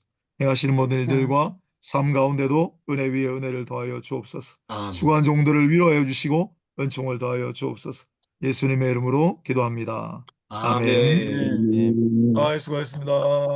예, 아유, 수고하셨습니다. 감사합니다. 네, 너무 감사합니다. 많이 네. 배웠습니다. 음. 너무 좋아요. 네. 감사합니다. 아유, 네, 감사합니다. 수장로님, 예. 예. 음, 반갑습니다. 음. 수장로님, 시간이 이렇게 좀 일찍 그, 들어오기가 네. 어려우신가요? 여기 모임이 9시 좀 넘어서서 끝나니까요. 예, 그 우주 합창단 모임이 있어요. 예, 월요일마다 있거든요. 예. 그래서 끝나고 와서 보면 꼭 이렇게 늦게 돼가지고, 어, 음. 제가 이거 녹화해가지고, 올려드리잖아요. 카톡에. 예, 네네네. 그럼 거- 봅니다. 그걸 한번 보시면 네네. 좋을 것 같습니다. 네네. 감사합니다. 예. 평안한 밤 되십시오. 오늘은 예. 오늘은 꼭 감사합니다. 보셔야 될 것 같아요. 아, 네네. 이창호 목사님 오늘 또 수고하셨습니다. 목사님. 네, 네. 고맙습니다. 아유, 강 대표님 우리 홍국진 수고하셨습니다. 목사님 너무 감사드리고 저도 아유 이거 다시 공부하고 있는데 예. 너무 어렵습니다. 저도 아, 하도 근데 하도 모르겠어요. 네. 그래도 그 그래도 책, 설명을 듣고 예. 자꾸 같이 하다 토의를 보니까 하니까 이해가 네, 되고 상상력이 정말 자꾸 이해가 돼요. 네. 진짜 이해가 그, 됩니다. 그리고 여기 제가 이제 여기 불안의 개념 여기 읽으면서 이게 꼭 불안에 대한 개념뿐만이 아니고 정말 좋은 내용이 되게 많더라고요. 그러니까 예를 들면 아까 이제 역사 관련된 것도 그렇고, 그리고 또 하나는 키르케고르가 이야기하는 것 중에 이제 어떤 인간이라도 과잉은 없다 이렇게 이야기하는 부분이 있지 음, 않습니까? 어떤 인간이라도 과잉은 그러니까 한 인간이 인류에서 탈락이 되면 그 더 이상 인류가 아니고 그거는 다시 정의가 돼야 된다 이렇게 이야기할 정도로. 근데 그거를 생각해 보면은 어떤 의미에서 보면 인간은 다 아까 모자이크도 말씀해 주셨는데 이제 인간들은 정말 소중한 존재고 이렇게 다 같이 연결돼 있다 이런 걸로도 충분히 해석이 될 것 같더라고요. 그래서 보통 키르케고르의 실존주의가 되게 개인을 강조하는 것 같은데 음, 저는 되게 독특했어요. 이 부분이. 그래서 야 이게 키르케고르를 단순히 우리가 이제 키르케고르가 가지고 있는 실존주의를 단순히 개인주의적인 거로만 해석해서는 절대 안 되겠다. 음, 정말 키르케고르가 정말 이게 하나님 안에서 고민을 진짜 많이 하지 않았나는 생각이 음, 많이 들어서 저는 사실 그 내용이 너무 감동적이더라고요. 이거는 좀 더 네, 곰곰이 좀 생각해 봐야 될 것 같다. 이거는 그냥 단순히 인간이 연결돼 있다 이런 개념이 아니라 음, 어떤 인간도 과잉이 없고 그 인간이 인류에서 탈락되는 순간 이건 인류 자체가 새로 정의해야 된다는 거는 어, 아주 그냥 정말 대단했습니다. 그래서 아, 그런 그리고 제가 내용이라든 예, 예. 네, 제가 음, 좀 제 나름대로 이해한 걸 말씀을 드리면요. 음, 그 해겔이 말한 게 있거든요. 이성의 간지라고 혹시 들어보셨는지 모르겠는데 그 이성의 간사한 지혜가 그 이기심 얘기하는 거거든요. 일종의 어떤 이기심인데 그 이기심 자체는 굉장히 안 좋은 그 원죄와 연결시키고 있잖아요. 그 이기심 자체가 그 이성의 간지라고 하는 게 뭐냐면 사회를 발전시켰다는 내용이거든요. 그러니까 이게 이성의 간지라고 하는 게 똑같은 게 뭐냐 반사회성의 사회화예요. 반사회성을 인간이 지녔는데 그 반사회성이 오히려 사회를 발전시키더라는 거예요. 그 또 음, 하나는 게 뭐냐면 이 진화론의 그 약육강식이나 이런 것도 다 마찬가지거든요. 그리고 이 범죄인 것 중에 하나가 아담 스미스의 국부론이에요. 아담 음, 스미스의 국부론 같은 경우도 인간의 욕망은 굉장히 안 좋은 거거든요. 원죄와 관련된 거거든요.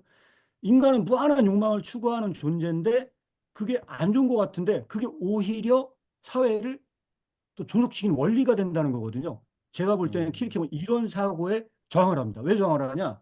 이런 음, 이기심을 설명을 하려면 그 개체 안에 이 이기심이 어떻게 작동하는가를 먼저 설명을 해야 되는데 이러한 것이 다 말이 되는 것처럼 보여져요. 그런데 그 음, 한 개인의 실존 속의 이기심이 어떻게 작동하는지 설명하지 않는다는 거예요. 음, 이 불안의 개념은 이것부터 설명이 돼야 된다는 얘기를 하는 거기 때문에 제가 볼 때 굉장히 음. 도발적인 부분들이 존재합니다. 네, 네. 목사님, 그리고 너무 어려워요. 네. 그건 책 써도 안 팔려요. 제가 지난 말씀드렸잖아요.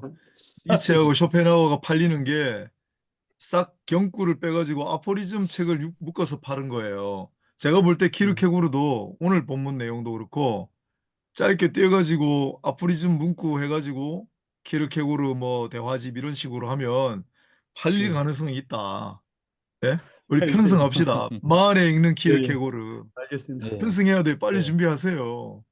아, 목사님 지금 그러고, 예. 예, 그리고 이제 책을 읽다 보니까, 그, 여기도 또 동정에 대한 얘기 있지 않습니까? 사람이 사람을 동정하는 거.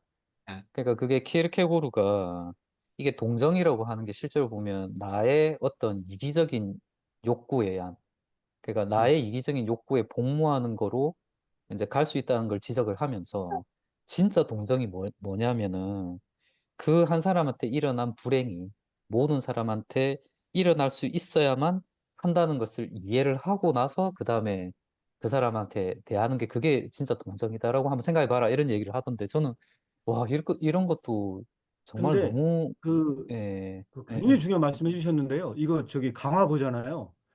강화 얘기 제가 말씀 드려볼게요. 거기서 동정 얘기 또 합니다. 동정 얘기 음, 또 하는데 어떻게 설명을 하느냐. 크리스천이 세속적인 세계 속에서 동정을 받을 수 있느냐에 대해서 키르케고르는 굉장히 부정적입니다. 음, 그러니까 왜 부정적이냐? 누군가가 힘내라고 동정을 하거나 누구한테 하는 그 동정의 단어가요. 실제적으로는 가장 비극적이래요. 왜 음, 비극적이냐라고 하는 건요. 누군가가 진짜 상대방의 입장과 똑같은 입장에 설 수 있느냐에 대해서 키르케고르는 불가능하대요. 그래서 그 보편적인 그 상대방의 그 동정하는 똑같은 입장에 섰을 때만 그 사람에게 위로가 되는데 다른 어떤 언어도 안 된대요. 그런데 그래서 이제 그런 얘기를 합니다.